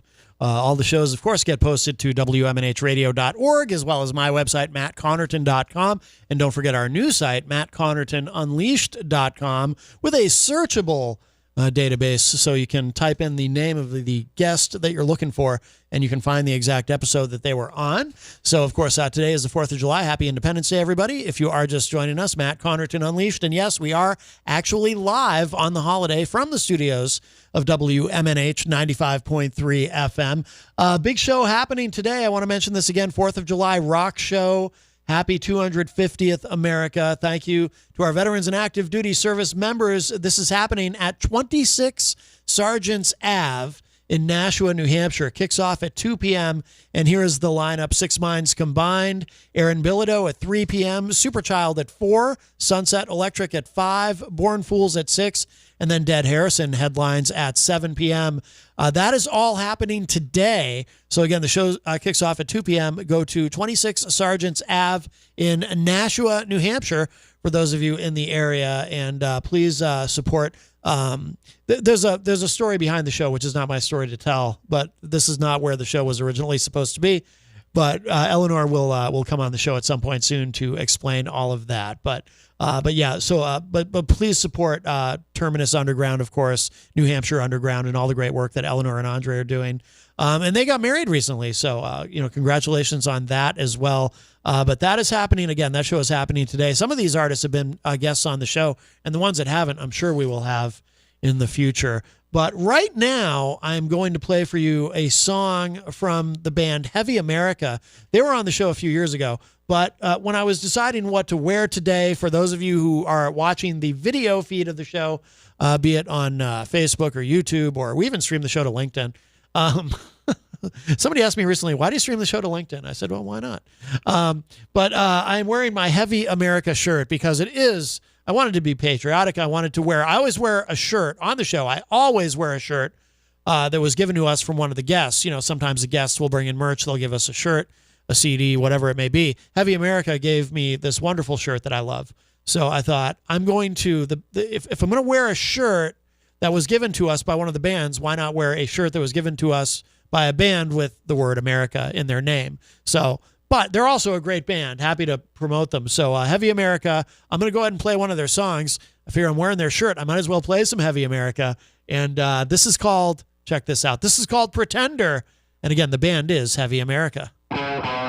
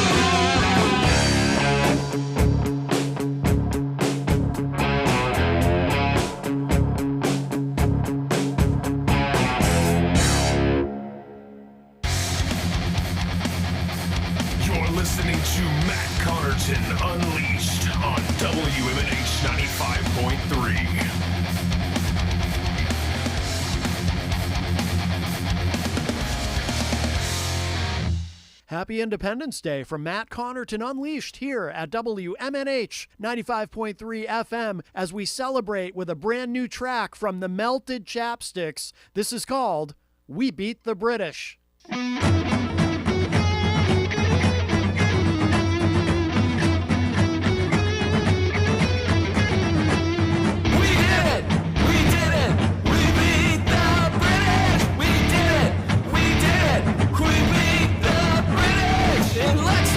A shot was fired, I really don't know why. Now we party like rock stars on the 4th of July. We did it, we did it, we beat the British. We did it, we did it, we beat the British. They thought that they could tax us, we told them to go to hell. Now they're ringing in their ears from the Liberty Bell. We did it, we did it, we beat the British. We did it, we beat the British. They gave us Beatlemania, the Stones, the Who, the Clash. We give you the Melted Chapsticks, it's gonna be a bash. We did it, we did it, we beat the British. We did it, we beat the British. So the next time you attack us on our sacred lands, we'll beat you even harder in the battle of the bands. We did it, we did it, we beat the British. We did it, we beat the British. So whether you speak English, German, French, or Yiddish, I forget the words. All right, we beat the British. We did it, we did it, we beat the British. We did it, we beat the British. In the future, ask us nicely, maybe we'll agree. We don't want to fill a harbor with your overpriced tea. We did it, we did it, we beat the British. We did it, we beat the British. The battle was quite bloody, it really took a toll. Now we're the best of friends cause we both did rock and roll. We did it, we did it, we beat the British. We did it, we beat the British. We did it, we did it, we beat the British. We did it, we did it, we beat the British. We did it, we did it, we beat the British. We did it, we did it, we beat the British. We did it, we did it, we beat the British. We did it, we did it, we beat the British. We did it, we did it, we beat the British. We did it, we did it, we beat the British. We did it, we did it, we beat the British. We did it, we did it, we beat the British. We did it, we did it. Right now, we've got a WMNH 95.3 FM and Matt Connarton Unleashed exclusive, the world radio premiere of the new single from The Certs, coming out July 10th. This is called Luna.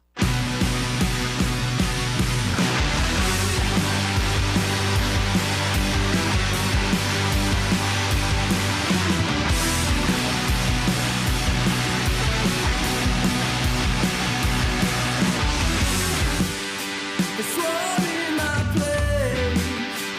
What did a face? It's ain't running high. There's nowhere else to go. The mind is a wreck. It's under attack, and there's no coming back. So say you'll better and tell me to move on. If I could see you once again, just say you'll better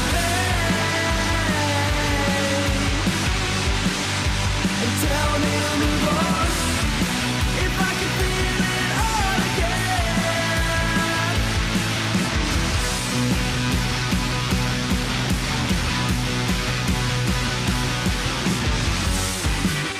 I fabricate reality with my testimony's remedy. Another shot at gold is another story told. If I don't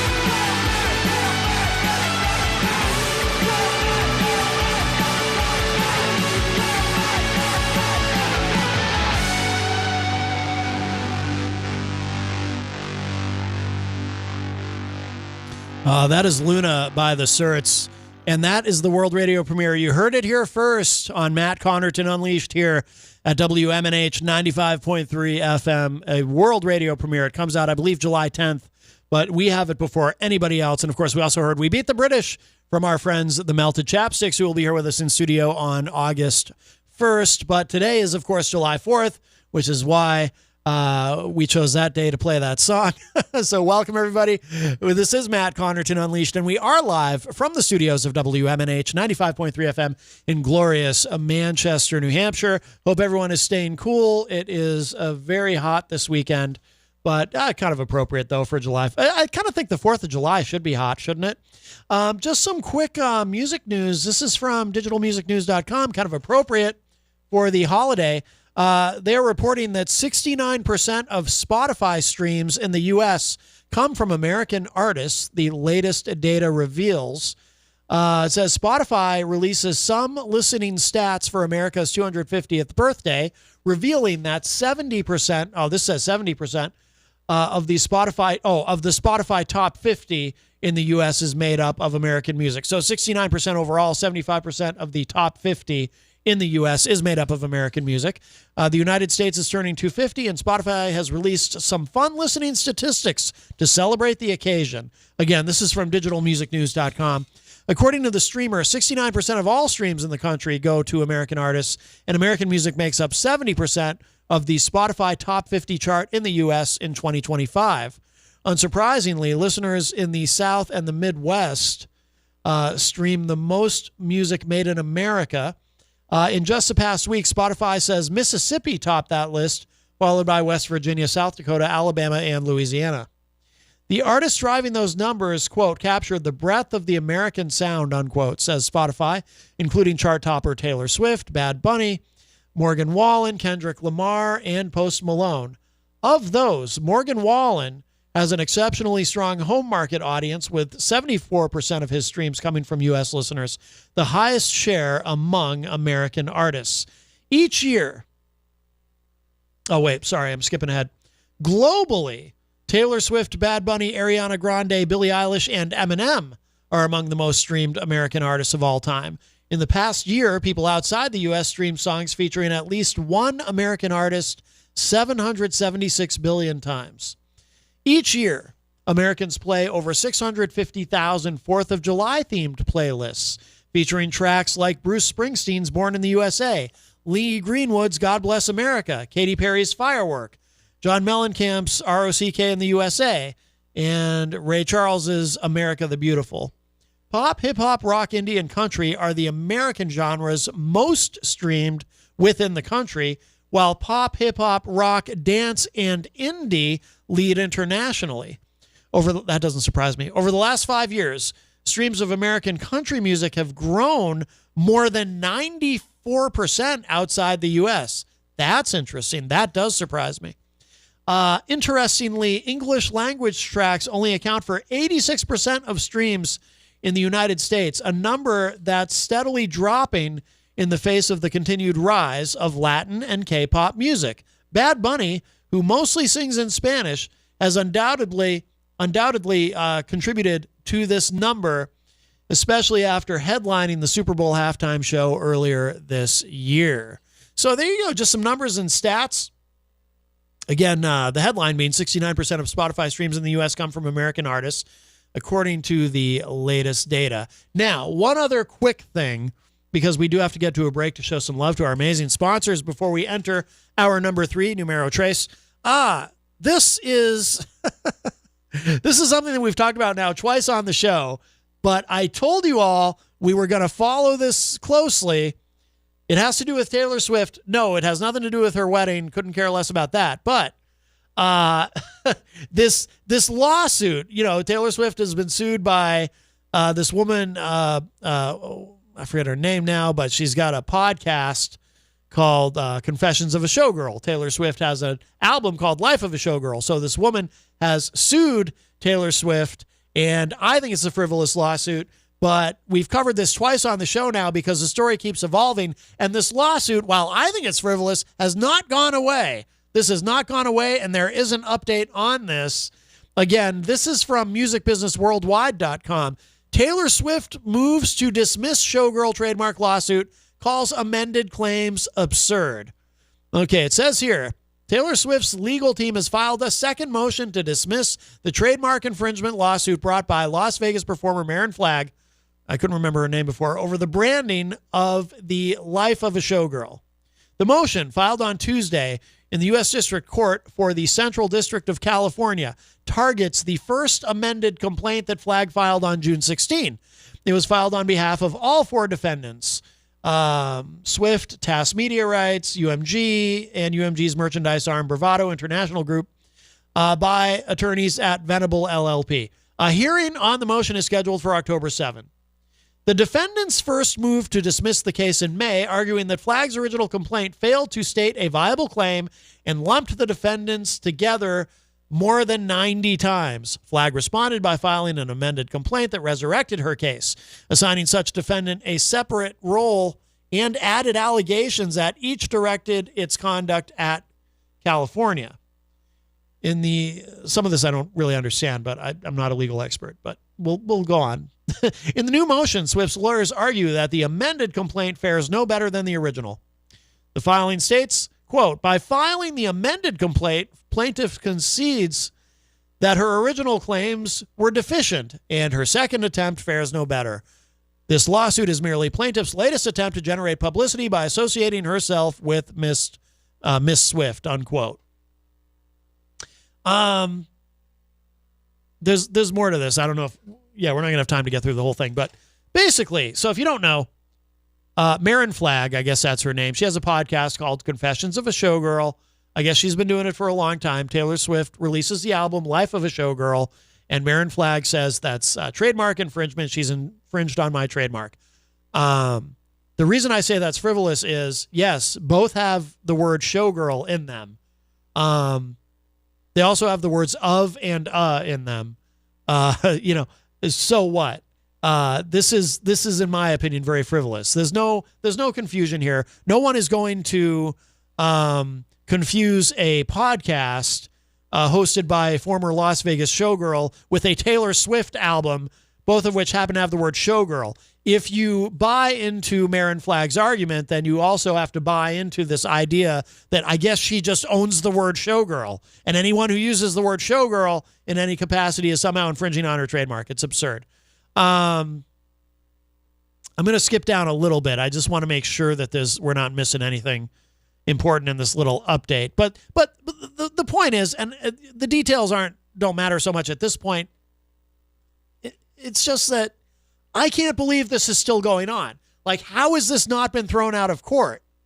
Instead, it just keeps evolving. And these lawyers that Marin Flagg has hired, they keep filing motions and amending claims. And I mean, it says here, skipping to the end of the article, Flagg first sued Swift in March, alleging that the branding of Swift's studio album threatened to, quote, drown out her Confessions of a Showgirl trademark, which she registered in 2015.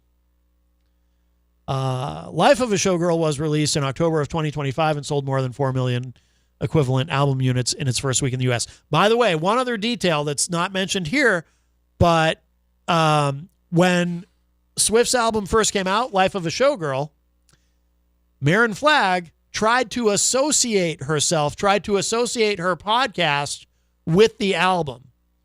Tried to kind of ride the coattails of that branding. So she tried to ride the coattails, and then when I guess that didn't pan out for her well enough, she decided, oh, now she's going to cry trademark infringement. It's absurd.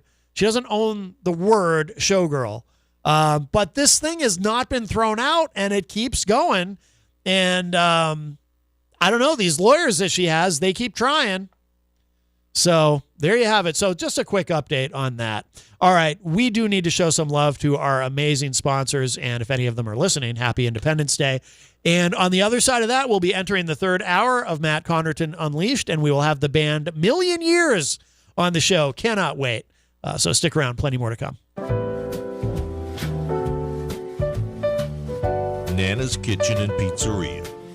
From Nana's hands to your plate, tradition, love, and taste that's great. Slow fermented dough.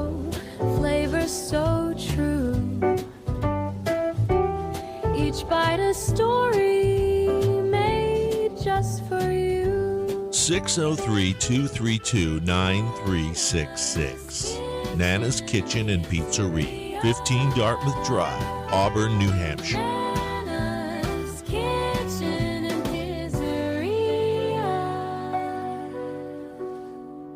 Luigi's Pizza Bar and Grill. For everyone, let's raise a slice on high with toppings all around. It's a pizza party, oh my. Luigi's Pizza Bar and Grill, 712 Valley Street, Manchester. Come on in or call 622-1021. Luigi, keeping the tradition alive since 1975. Pizza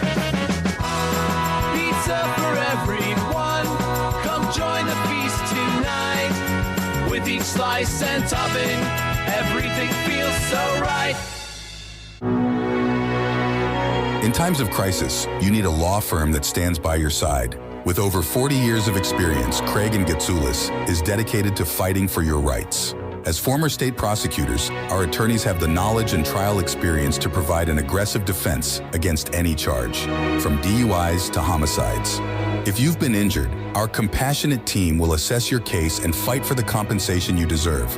Serving all of New Hampshire, Craig and Getsoulis is here when you need us most. Visit CraigGetsoulis.com for a free consultation. Craig and Getsoulis, your advocates, your allies. Bring your kitchen to life with Queen City Cabinetry. Located at 87 Elm Street in the historic Sunbeam Mall in Manchester. Open Monday through Friday, 9 a.m. to 5:30 p.m. and Saturdays, 10 a.m. to 2 p.m. They can be reached at 603-222-2007 or on the web at QueenCityCabinetryNH.com. Come see the possibilities. Queen City Cabinetry, another proud sponsor of WMNH. Hey everyone, this is Rob Azevedo, host of Granite State of Mind, and I want to tell you about Pembroke City Limits in the historic Suncook Village. PCL is an award-winning bar, restaurant, and music venue where there's live music 5 days a week and twice on Saturdays. Everything from blues, country, folk, funk, and a whole lot of jazz. We have 12 craft beers on tap dedicated to local brewers in the area and some of the friendliest bartenders around. Please come visit Pembroke City Limits at 134 Main Street in the historic Suncook Village, only 6 miles outside of Manchester. Open Tuesdays to Wednesdays, 4 to 10, Thursdays to Sunday, 11 to 10. Pembroke City Limits, where it's all about the music. Diz's Cafe is the place to put a smile on your face. Judy and the crew will take care of you. Bring your appetite and treat your taste buds right. Diz's Cafe is always a winning choice. Breakfast, lunch, or supper. Diz's Cafe at 860 Elm Street in downtown Manchester. Dine in, take out, or make a reservation. Call 603-606-2532. Eat, drink, and be happy. Diz's Cafe. When it comes to keeping WMNH on the air and your own personal or business computer needs, trust Groland Computers. Located on Elm Street in Manchester, Groland handles computer repair, virus removal, and custom-built systems. Are you looking for budget-friendly options? Check out our selection of fully inspected used computers. We offer tailored on-site solutions. No unnecessary expenses here. Visit Groland.com or call Groland Computers at 603-645-0101. Your tech, your way. Trust Groland Computers.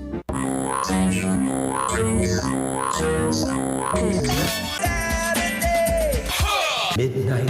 7 times out of 10, we listen to our music at night. Thus spawned the title of this program. Late Night Delight with DJ Midas, right here on WMNH Manchester. You wanna know why? Because I'm on the radio. Saturdays and Sunday nights, midnight to 4 a.m. This hour on WMNH is sponsored by CGI Business Solutions, located at 5 Dartmouth Drive in Auburn. They serve all your business needs, including employee benefits planning, corporate design and business administration, investments and wealth management, and customized business insurance solutions. Their phone number is 866-841-4600 or on the web at cgibusinesssolutions.com.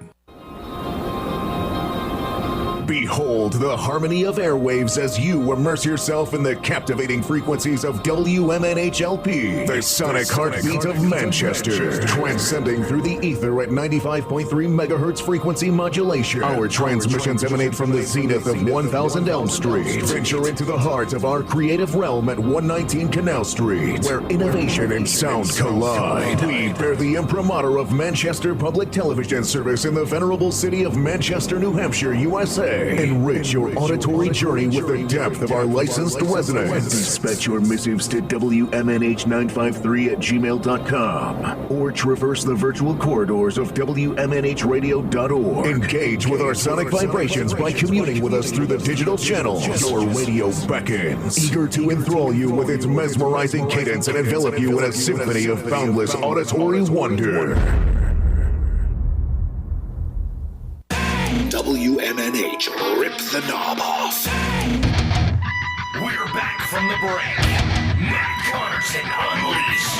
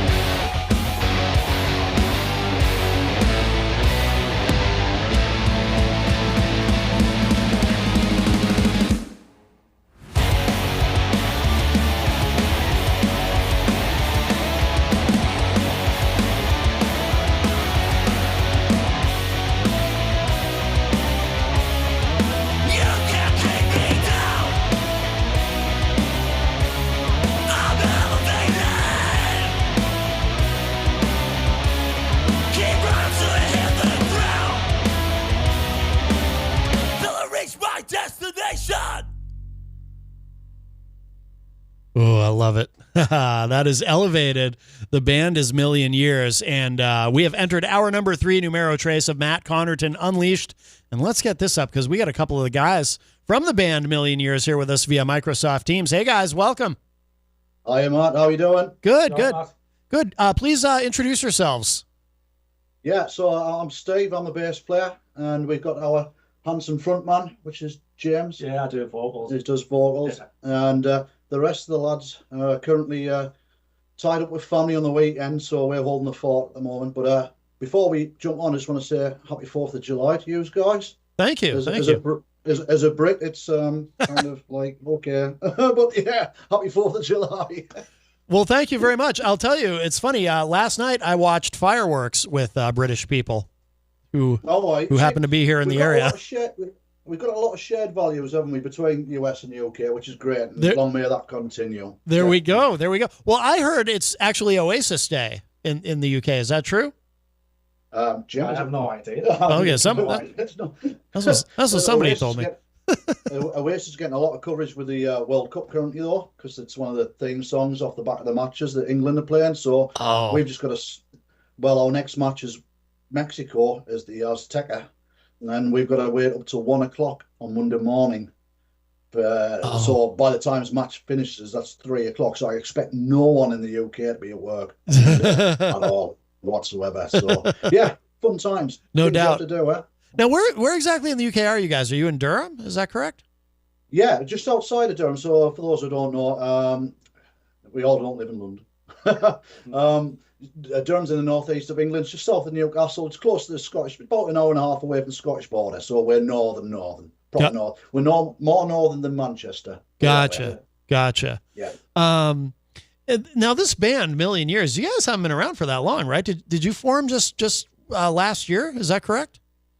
So in its current format, last year we picked up our new drummer and an extra guitarist last year.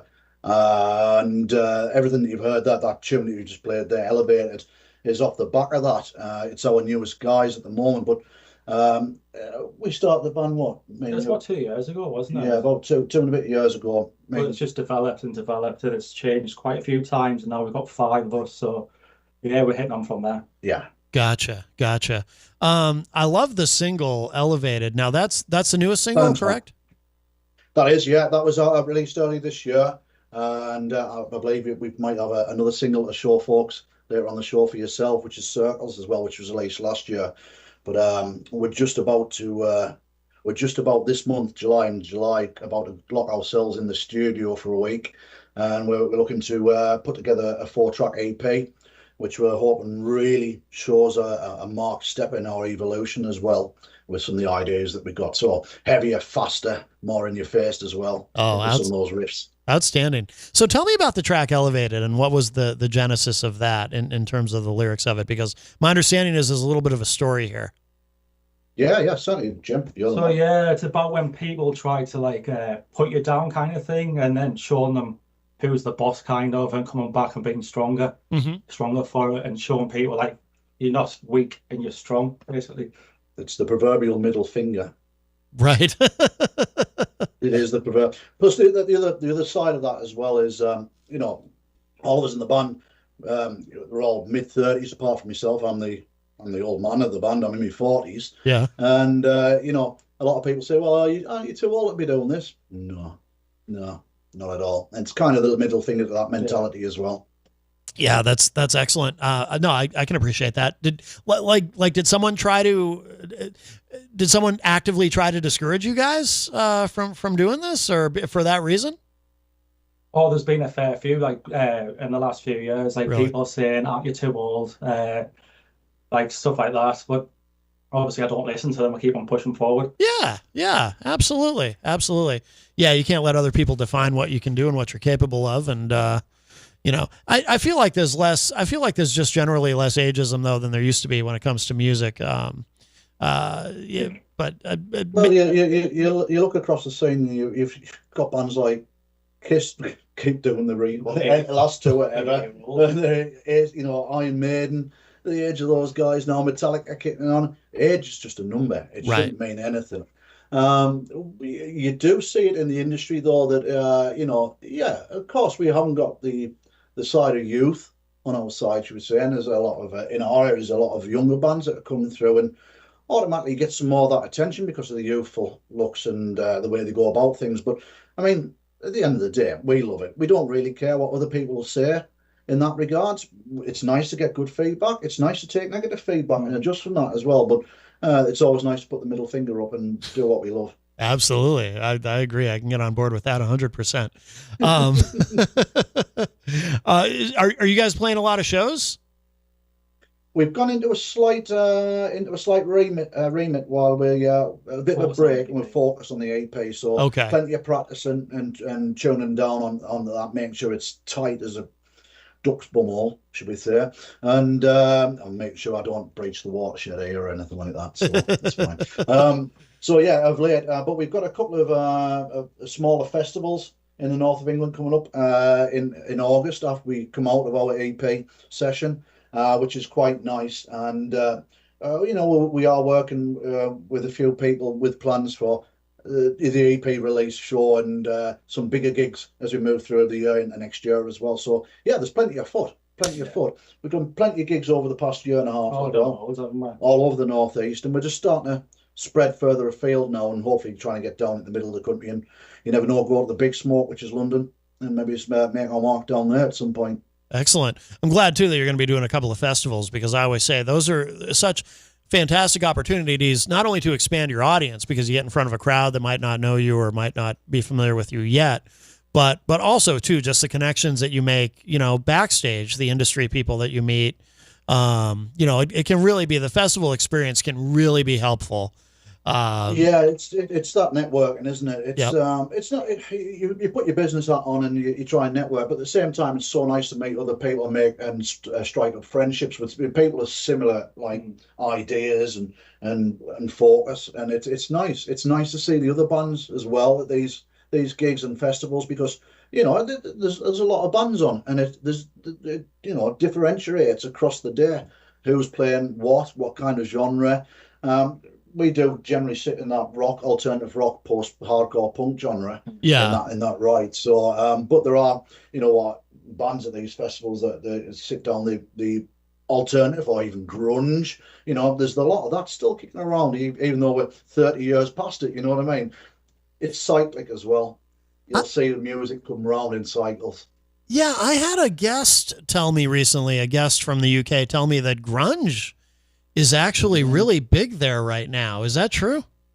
Yeah, it's what we've seen with the grunge scene is, and personally myself, and I go not only to just festivals and stuff, I go to a lot of local shows, armed with old band cards and badges in my pocket, and just to say hello to people and really touch the scene. But with grunge, it's kind of meshed with shoegaze here.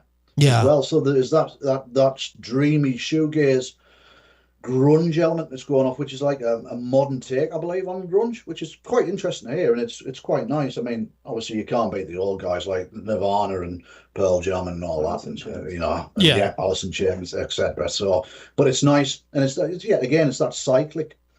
It will come back round. Trends always come back round, and that's where we feel. We often feel sometimes with some of the stuff that we've released and that we're doing, that if we've been around in the early 2000s, maybe we'd be more on the platform now. But with the with the way the music industry is, we feel as though we're niche at the moment, but we're fully expecting that might hopefully expand out further as people come back to listening.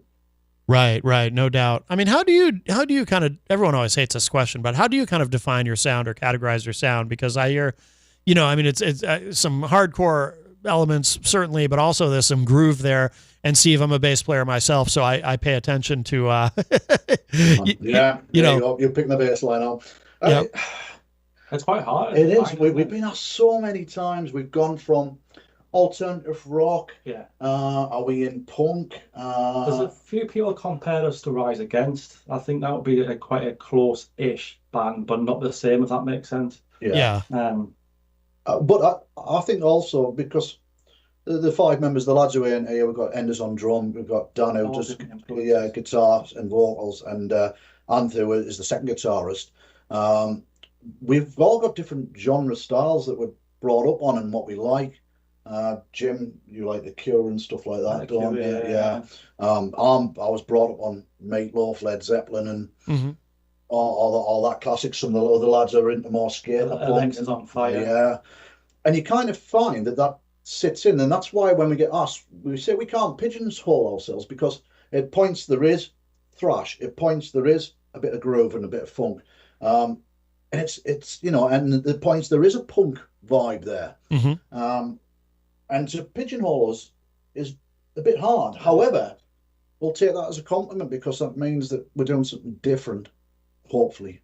Absolutely. Yeah, it's a good problem to have. I mean, it is. in the industry, we always try to categorize and label everything, but there's practical reasons for doing that, but yeah, for you to be able to not be easily pigeonholed or labeled is definitely a good thing. Helps you stand out. And yeah, are there any, because I would imagine it's a pretty high energy show, right? Are there any videos of your on YouTube? Any videos of you guys playing live? Yeah, so we've got some basic stuff on YouTube, but a lot of our stuff is on our social media, so people can check us out on Million Years Official on Instagram or Facebook. TikTok as well. Million Years Official. There's some good lengthy videos there of some of the gigs, and yeah, it's high energy. It's there's none of these awkward silences, gaps. There's always something going off. Yeah. There's plenty of sweat, plenty of beer being drank, and plenty of head banging and sore heads. And I need to sit down usually afterwards in a nice cup of tea in a stereotypical British way. Right. Is it? Yeah, you can check us out on social medias. Yeah, definitely. Yeah, excellent. Jim, is it hard to sing this style? Because you're pretty intense on the vocals. Is that because Steve mentioned having some tea. I'm just wondering. I mean, do you do that do you do anything to take care of your throat? Jakeman's. I don't know if you have them in America, but there's a cough suite called Jakeman's, which I have every show. Oh, and it just makes it loosen up my throat a bit instead of drinking like syrup or whatever you want to. Or whiskey. Yeah. But cough suite, it really helps with me screaming quite a lot, and then after I've played, my voice is usually quite normal. So really good. So, yeah. The thing that I've noticed about your screams, Jim, is, and I've heard other people who scream, when you turn that microphone off, it's like a hissed scream from some other artists. It's that forced back of the nose throat. This is what Jim's doing is generally a scream. He could actually turn the mic off and it'd still be loud enough. No kidding. So yeah. So he's got some lungs on the lad. I know that. Sounds like it. Yeah. No, that's excellent. So an obvious question, but where does the name come from? Million Years. Oh, it was from Maya, wasn't it? Yeah. To an extent. So actually, me and Jim first started the band. There's a festival in the UK called Download Festival. You guys might have heard of it. Oh yeah, yeah. Yeah, it's quite a large festival. We were there about what? 4 years ago, yeah. And we got drunk. Jim ended up with kiss makeup on his face that was permanent, couldn't get removed the entire week, and spent loads of money. We came away with it, and we formed a friendship. And we were like, look, Jim knew that I'd played in a band 20 years ago. Jim's always been into his music. Who was it? Frank Turner and the Rattlesnakes. You've actually played alongside and stuff as well in previous lives. Yeah, a long time ago. So we're both from a musical background. We just said, why not? We enjoyed watching them, and we always enjoy listening to them. Let's go for it. So we actually started out, and the band name was Pim, wasn't it? It was called Poetry in Motion at first. It's a bit too soft for our likings. We eventually, so we shifted that, and Maya or Million Years is actually abbreviated to Maya. It's a measurement of unit of time, a million years. Okay. There you go. It's also something to do with the ancient Egyptian. Yeah, there's a lot of things with million years, and over England people say never in a million years and stuff like that. So it's quite a catchy quote as well. So yeah, every time they say that, they're saying talking about band. There you go. We say that here too. Yeah, it's a common expression. Yeah. Yeah, never in a million years. There you go. Exactly. So what's that's where that comes from. So what's next for you guys? What should we be looking out for? Well, the EP. The EP. The one that's we hope is the next step up, our next evolution. Yeah. And the hope really defines our direction. Working with the various people, we want to start getting, hence talking to yourself today. We want to get, with our cousins over in the US and get heard over there as well. And we're slowly starting to pick it up. But we think the EP is going to be the catalyst. Yeah, the catalyst to really kick on, and we're very hopeful with it. So we're excited. We're excited to record it. We've been working very hard. Yeah. And I think when that comes out, it'll really define, and we hope it gets the right responses. We feel it will. Yeah. But you never know. It's this crazy world, isn't it? Forgive me if you mentioned it already and I'm just forgetting, but was there any kind of an ETA on when the EP might be done, or any kind of a timetable? So, speaking with management, we believe that the way it's going to bear out is, I think we're looking into just in the beginning of next year for the release of the EP, which is going to do us quite nice. Sometimes you don't want to rush these things, and sometimes you don't want to take too long. We feel that's probably the right time frame. So at the beginning of 2027, but in the meantime, once we come out of that recording session and the mastering and everything else, we'll be back working hard on our live shows and what have you. So it never stops. Excellent. Never stops. Yeah. Outstanding. Well, before we let you guys go, because in a moment I'm gonna play Circles. Another great track. I love this. So we're gonna hit that in a minute after we conclude our conversation. But I want to make sure that our listeners know where's the best place to go online to keep up with everything that you guys are doing, with everything that Million Years is doing. Yeah, the best place to catch us is on the social media. So on Instagram and Facebook, there's a lot of content in there. And our handles is Million Years Official. You can find us both on Facebook and Instagram with that handle. Okay. Outstanding. Well, listen, guys, thank you so much, Steve and Jim. Really thanks, man. Thank you for your time, and happy 4th of July to you guys. Enjoy it. Thank you. And if you ever want to come back, we'll have a word with the king. Don't worry. Okay. All right. Very good. And we'll definitely have you back on in the future, because you guys, it sounds like you had a lot going on and some good stuff coming. So congratulations on everything. And like I said, I love that track, Elevated. And we're going to hit this track, Circles. So we'll let you go for now. But guys, thank you again. Take care. Thanks, man. Take care, everybody. Thank you. You got it. Bye-bye. All right, excellent. So that is Steve and Jim from the band Million Years. And this is another great track from them. I really like this a lot. Check it out. This is called Circles.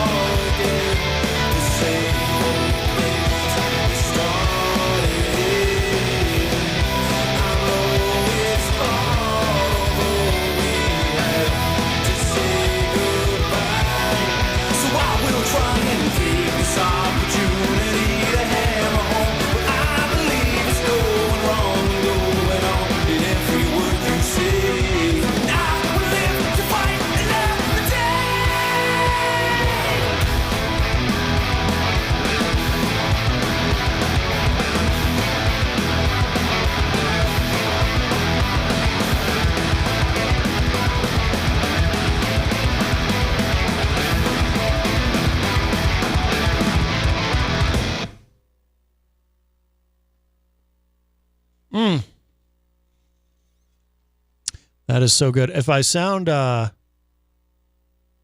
distracted, it's just because why is there This is interesting. Was that the end of the song? Yeah, it was. I'll probably have to edit that on the podcast version of the show. Yeah, for some reason, the way the file showed up in Virtual DJ, it looked like there was still more song left. So I thought that there was. It's a good thing I didn't leave the room. Anyway, I'll clean that up. Welcome back, everybody. Of course, Matt Connarton Unleashed. We are live from the studios of WMNH 95.3 FM in glorious Manchester, New Hampshire. And, of course, you can stream the show. Go to mattconnerton.com/live for your streaming options and social media links, contact info, show archives, etc., etc. We just heard Circles from the band Million Years. And before we talked to those guys, Steve and Jim, we played their newest single, Elevated. I really love their sound. And I cannot wait to hear what's next. You know, they're working on a full-length recording. Can't wait to have them back on. So happy 4th of July, everybody. Of course, happy Independence Day. I'm going to play, let's see. I've got something. I think we should play This Is Our America from Eddie Singh and the 31 Days. We haven't played this in a while. Yeah, let's give this a spin. I think it's appropriate for the holiday, for Independence Day. So we'll give this, we'll do this, and then we'll come back, and we got some time. We'll do some more music industry news probably, and I'll remind everybody about there's a big show happening today in Nashua for those of you listening live on the 4th that you should definitely know about. So there's plenty more to come, but check this out. This is Our America from Eddie Singh and the 31 Days. Well, I don't know if you're wondering why on earth we landed here, with the struggle in the heartland and our disconnected fear. We got politicians screaming insanity, lying cold white truth right through their teeth. I thought we were all in this together, huddled around Miss Liberty. Is this my America? Is this my America? Shouldn't we stand two together as one? Is this my America? Is this my America? If it is, then we ain't even close to done.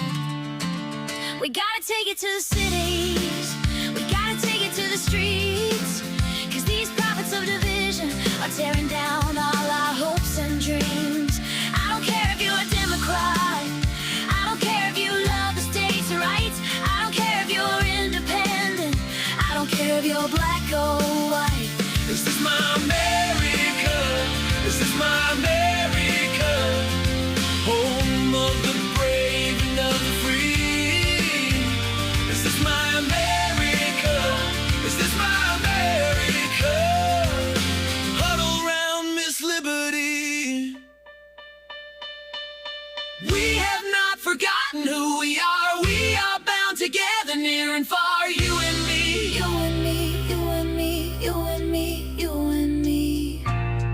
We'll rewrite America as our own. So what is the truth? What is the truth? What is America through and through? Will you just Open your eyes, will you just let her in? 'Cause I hear the blowing of the wind. Maybe it was just a pink house. Maybe it was just a pink coat. Maybe we should try to go.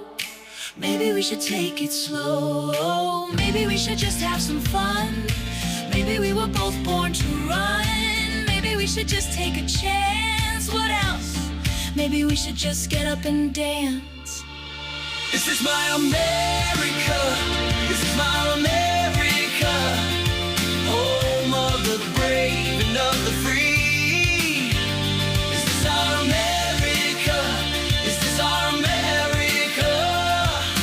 Huddle around Miss Liberty. Is this our America? Is this our America? Is this our America?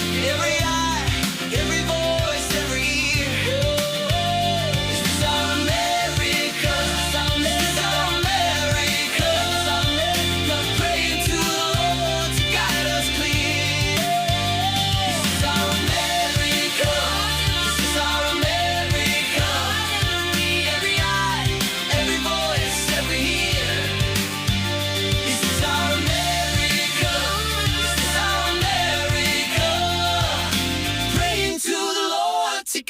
just clear.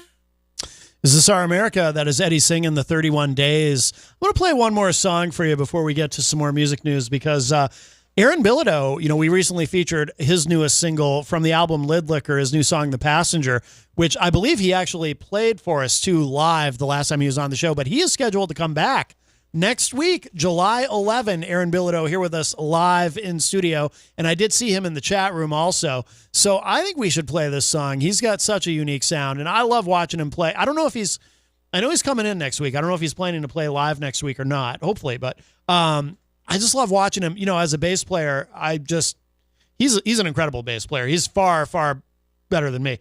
I love just watching his hands, when he's playing. So cool. But let's give this a listen. This is called The Passenger, and this is Aaron Bilodeau.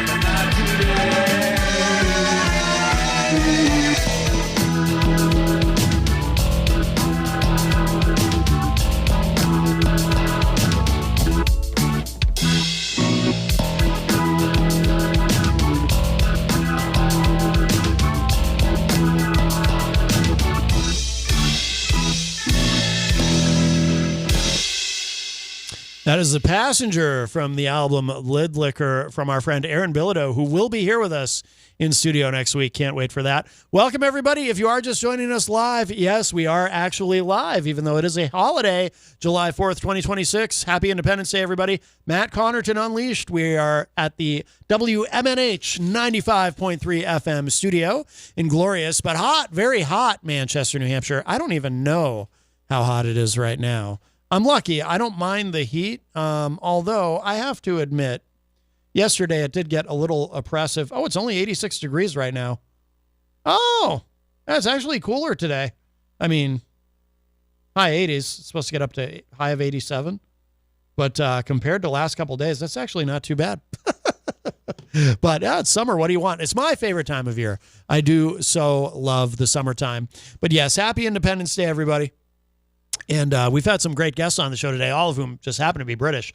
But I do want to remind you the big 4th of July rock show happening in Nashua today. Our friends Eleanor and Andre at New Hampshire Underground and Terminus Underground putting this on. But this is actually going on outdoors at 26 Sergeants Ave in Nashua. It is a residential area. So if you're going to, I want to stress this because I can see how people would get confused. If you're going to 26 Sergeants Ave on your GPS, and you're like, this is residential. This isn't the right place. It is the right place. This is where they're doing the show. There was this whole thing. It wasn't supposed to be there. It was supposed to be somewhere else. That's not my story to tell. That's Eleanor's story to tell. We will get her on the show soon to talk about it. I invited her to come on today, but she's obviously very busy because she's got this big show that starts at 2 p.m. today. But here's the lineup. At 2 p.m., Six Minds Combined is opening the show. At 3 p.m., Aaron Bilodeau, who we just heard, who's going to be here next week, he's performing. At 4 p.m., Superchild. 5 p.m., Sunset Electric. They were on the show. Geez, it's been a few years now, I think, since they were on the show, or a couple of years anyway. But they're going to be there 6 p.m., Born Fools, and 7 p.m., of course, Dead Harrison. They've got to be in the Five Timers Club as far as this show goes. I've interviewed them. I've interviewed them on other shows, too, over the years. I've probably interviewed Dead Harrison like 10 times. Great band. Love those guys. They'll be headlining tonight at 7 p.m. So this all takes place, again, 26 Sargents Avenue if you are in Nashua, or if you're not in Nashua, make the drive. It's worth it. Big show today. Again, 4th of July rock show. Happy 250th, America. And thank you to our veterans and active service duty members. And so if you can, it sounds like a great time. Really, really strong lineup today. Let's see. A little bit of music industry news. Which one should we do first? I got a couple of interests. Let's do this one first because, I love talking about branding and trademarks and copyright. I'm not an attorney. I'm not a legal expert of any kind. I do know a little bit about this stuff just because of my experience in the music industry, and with podcasts and things. So I do know some. I do know a little bit. I know enough to have an opinion. For example, earlier when we were talking about the latest update on Taylor Swift being sued by Marin Flag over the trademark of, Marin Flag has this podcast, Confessions of a Showgirl. Taylor Swift has the album Life of a Showgirl, and so there is a legal battle that, again, I still can't believe it goes on, but it does. I think it's frivolous. But anyway, so I'm fascinated by all of these things. This I did not know about until today. I didn't know this one was going on, but this is interesting. This is another trademark situation.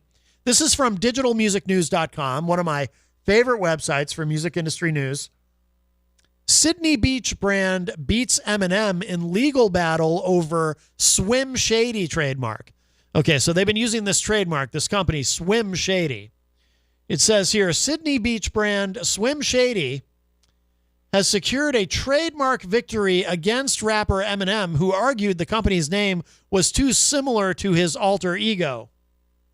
It says here, will the real Swim Shady please stand up? The Sydney Beach brand won a major victory in the trademark fight against rapper Eminem, who argued that the company's name was too similar to his established branding and longtime alter ego, Slim Shady.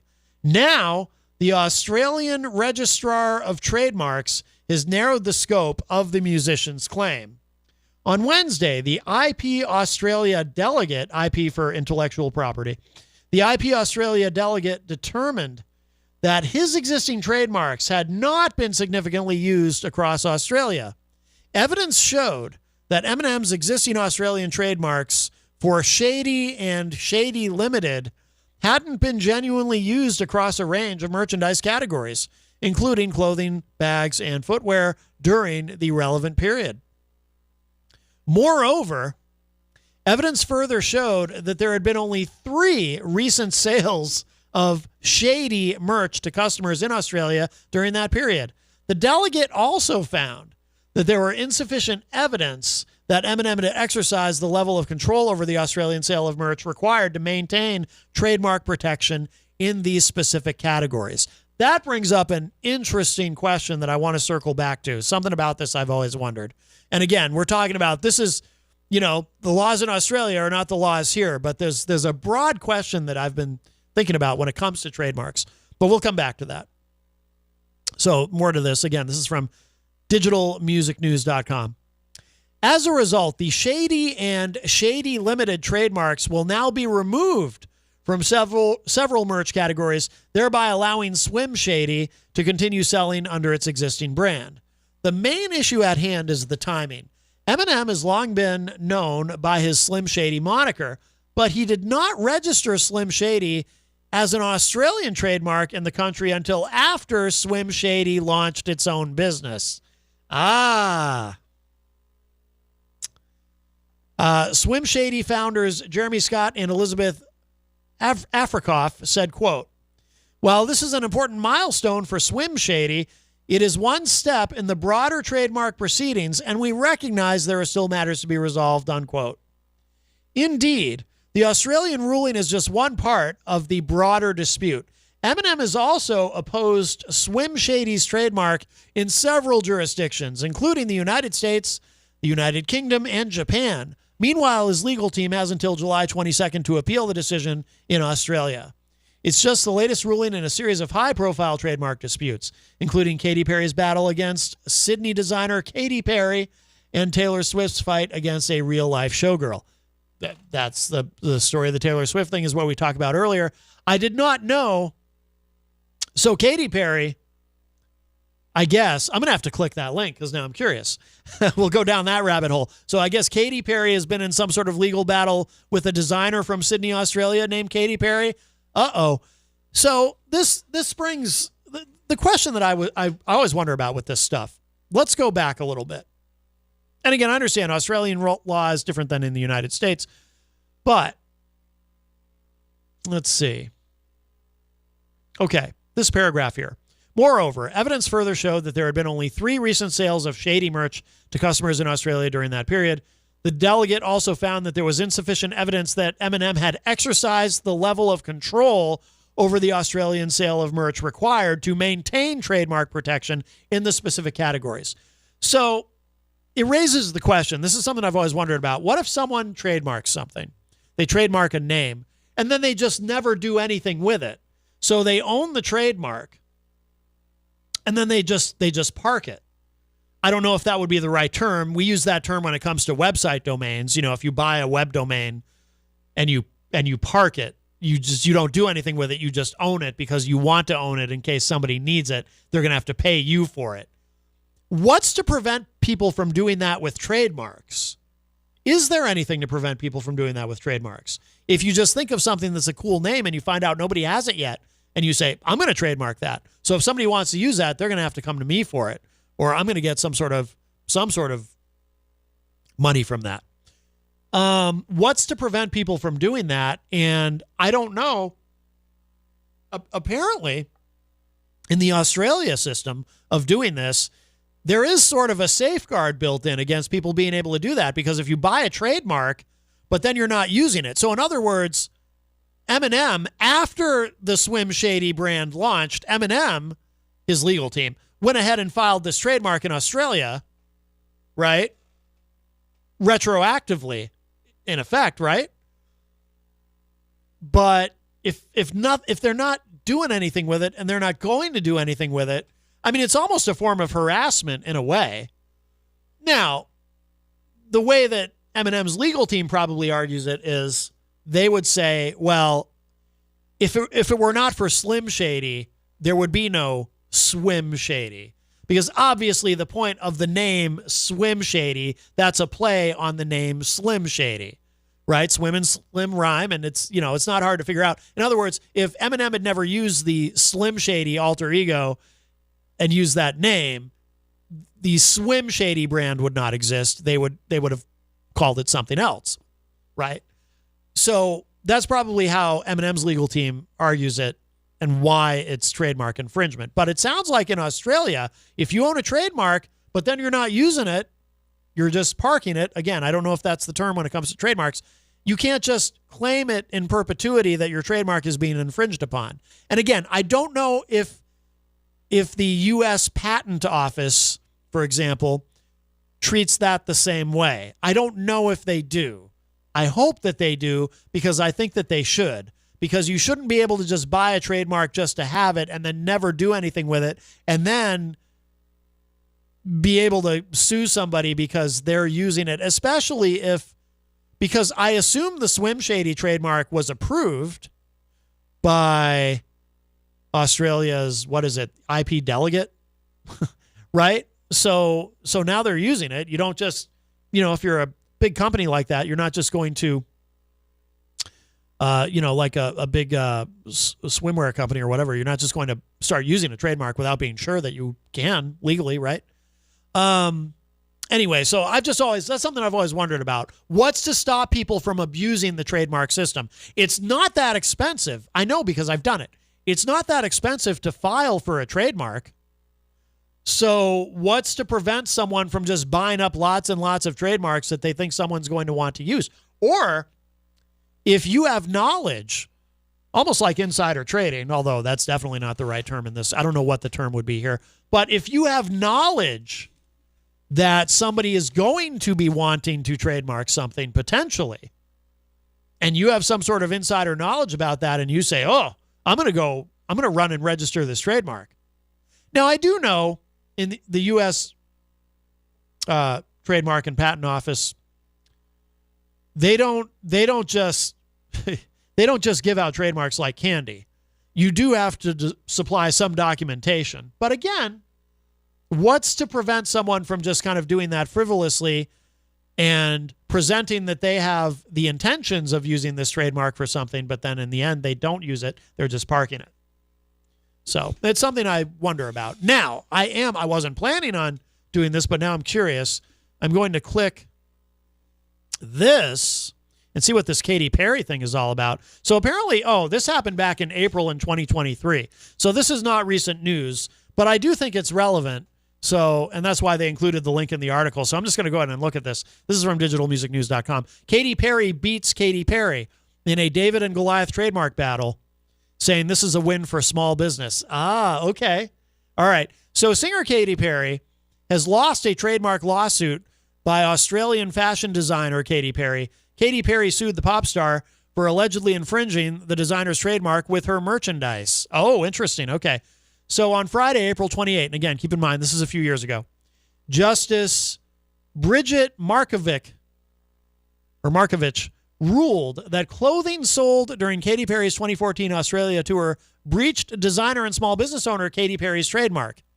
Katy's company, Kitty Purry, must pay damages to Katy, the Australian designer, apparently, the amount of which will be determined in May. So we won't go through the whole thing because, again, it's old news. It's from a few years ago. But that's an example of, but again, this, and they do spell them differently, by the way. So Katy Perry, the Australian designer, spells it Katie. And, of course, Katy Perry spells it, the singer spells it Katy. Okay. What was the other thing we had? Oh, this is interesting because AI obviously is a subject that comes up quite a bit on the show. We talk about AI and its impact on the music industry and in entertainment and some of the other potential problems that it may raise. This is about Weird Al Yankovic. By the way, I'm a Weird Al fan. Weird Al Yankovic abruptly pulls out of a lucrative AI ad spot saying that he can't be the poster boy for AI. And this is something new that I was not aware of. It says, Weird Al reveals that he was offered a lucrative ad spot for productivity software, but he backed out once he realized the product involved AI. I'm not a fan of AI, quote unquote. Again, this is from digitalmusicnews.com. Parody king Weird Al Yankovic sat down for an interview with Syracuse.com ahead of his Syracuse stop on his bigger and weirder tour, where he revealed that he was offered a nice pile of money to appear in a commercial for productivity-focused business software. But once he realized the project involved AI, he backed out. Quote, I'm not going to mention any names, but they told me it was for a business. It was business software that would increase productivity. I said, oh, well, yeah, sure, I could do that. And then a week before we're supposed to shoot it, I find out this is AI. And I thought, oh, no, I can't be the poster boy for AI. Forget it. So I felt bad about kind of pulling out at the last minute. But yeah, I'm not down with that, unquote. The musician is very familiar with the Weird Al jokes that have cropped up on online sites since the rise of artificial intelligence, but he has made it clear that he is not a fan of AI. Oh, the weird AI jokes. Is that what it is? Meanwhile, besides his tour, Yankovic is working on a Broadway musical. All right.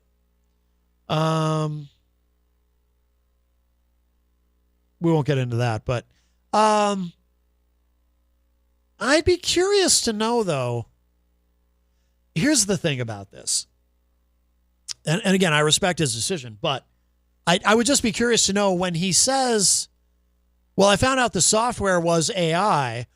Is there an AI component to it? Is it literally like a chat GPT? Like, what are we talking about here? Because, AI, I mean, we can pretend it's like this brand new thing, but it's not. Lots of things have been using. We talk about this when we talk about how, these platforms are now trying to, like Spotify, they're now trying to flag AI-generated music. And it's like, okay, cool. But some people are going to get caught up in the net because, every major recording studio with advanced software, some of those programs have AI components in them. If you've interacted with a chatbot online, maybe you're trying to get service from a company and you're talking to a chatbot, that's been going on for at least 20 years, maybe longer. That's an example of AI. So it's not like it's a new thing. I'm just curious, like when he says, well, I found out the software was AI, what does that mean exactly? I would like to know more about that. Again, I'm not, I'm certainly not criticizing him or his decision or anything like that. I respect it. But I would be curious to know more. And I wonder if any of you might feel the same way about that. I just would be curious to know more about that. Yeah, we have time for one more quick thing. Also, Digital Music News reporting this. Spotify shows up a lot in the news, especially lately. Spotify asks judge to shift undisclosed filtering practices lawsuit to federal court. Spotify has officially moved to shift to federal court the undisclosed filtering practices lawsuit filed against it by artist and attorney Mark Cratter. I know a little bit about this, but it says here Spotify set that shift in motion with a notice of removal yesterday after Cratter fired off an amended complaint and aggressively sought an injunction in late June. But to recap, the plaintiff maintains that Spotify in March retooled its streaming and recommendation system without informing the public or artists themselves. The alleged pivot fueled a sudden, simultaneous, and systemic collapse in streams across Cratter's multiple artist profiles, according to the complaint. Okay, that's very interesting. So in other words, he's suing, saying, look, Spotify has changed the way that they do this, the way they do their filtering system, and because of that change, my streaming numbers are way down. I'm not getting the traffic I was. I have a gut reaction to that, but we'll finish this article quickly and then I'll tell you what I think. So it refers to 5 artist pages per the amended action and Spotify's just submitted retort. However, upon closer inspection, the plaintiff appears to operate additional profiles as well, like a distinct Mark Cratter band singles page on top of the main Mark Cratter band profile, for instance. That can be a problem, having too many profiles. And with actual consumption data factoring prominently into the action, Cratter is accusing Spotify of making the relevant changes to boost major label catalogs at the expense of indies. Now, Spotify has weighed in on the suit and filed to shift the showdown from the Stamford Superior Court to the U.S. District Court for the District of Connecticut.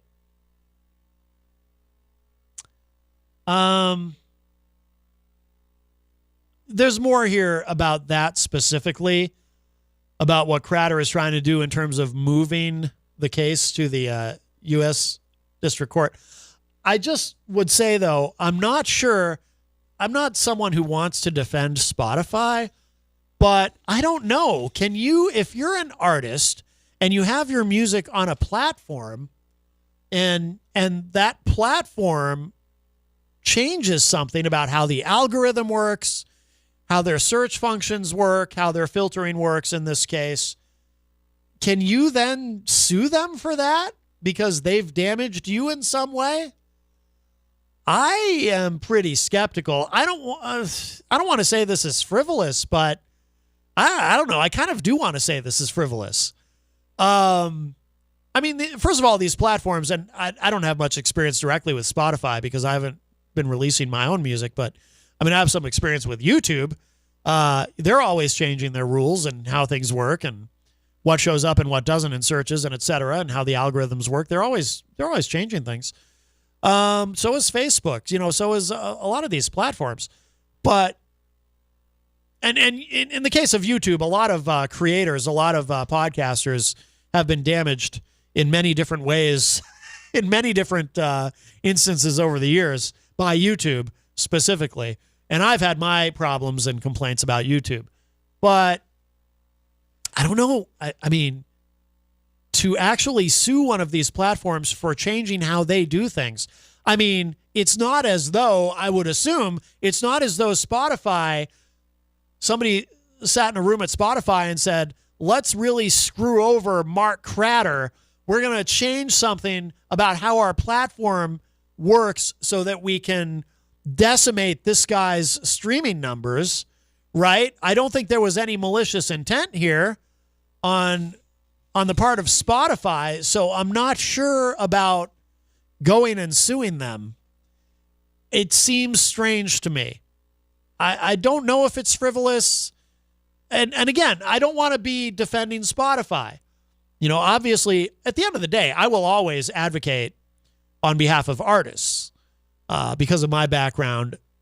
But I don't know if this is a fight that I would have chosen with Spotify.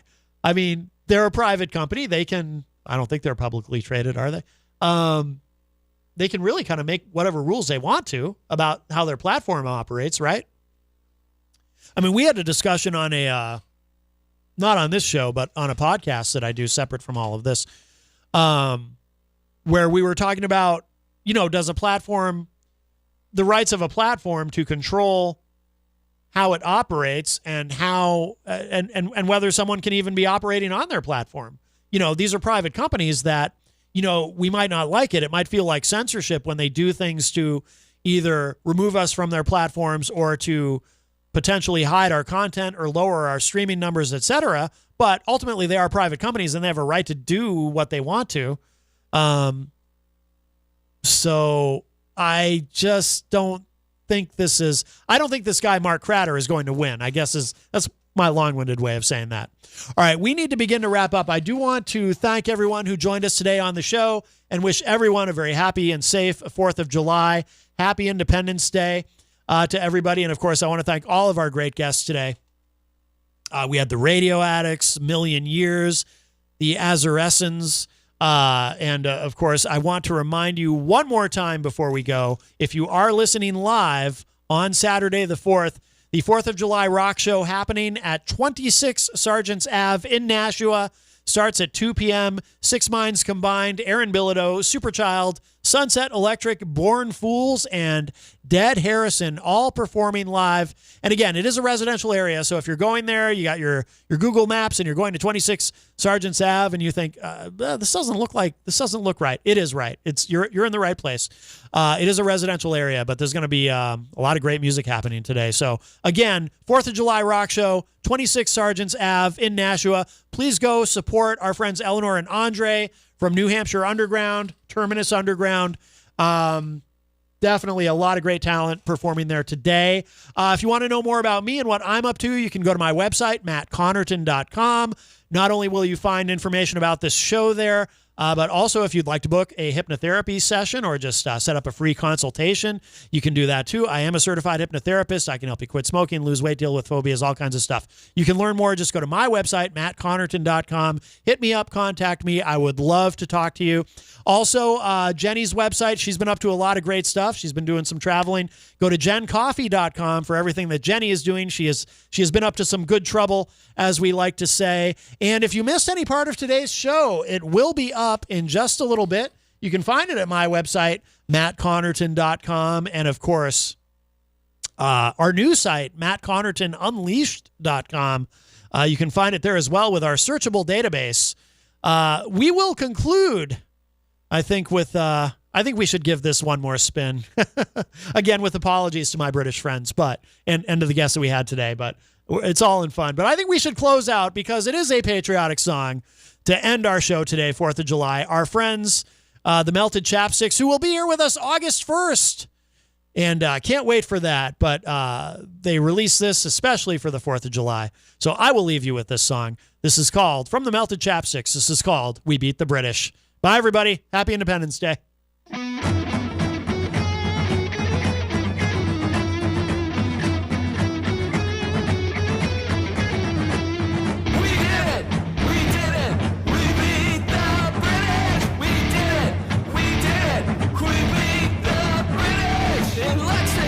Shot was fired, I really don't know why. Now we party like rock stars on the 4th of July. We did it, we did it, we beat the British. We did it, we beat the British. They thought that they could tax us, we told them to go to hell. Now the ringing in their ears from the Liberty Bell. We did it, we did it, we beat the British. We did it, we beat the British. They gave us Beatlemania, the Stones, the Who, the Clash. We give you the Melted Chapsticks, it's gonna be a bash. We did it, we did it, we beat the British. We did it, we beat the British. So the next time you attack us on our sacred lands, we'll beat you even harder in the battle of the bands. We did it, we did it, we beat the British. We did it, we beat the British. So whether you speak English, German, French, or Yiddish, I forget the words. All right, we beat the British. We did it, we did it, we beat the British. We did it, we beat the British. In the future, ask us nicely, maybe we'll agree. We don't want to fill a harbor with your overpriced tea. We did it, we did it, we beat the British. We did it, we beat the British. The battle was quite bloody, it really took a toll. Now we're the best of friends cause we both did rock and roll. You are listening to WMNHLP 95.3 FM.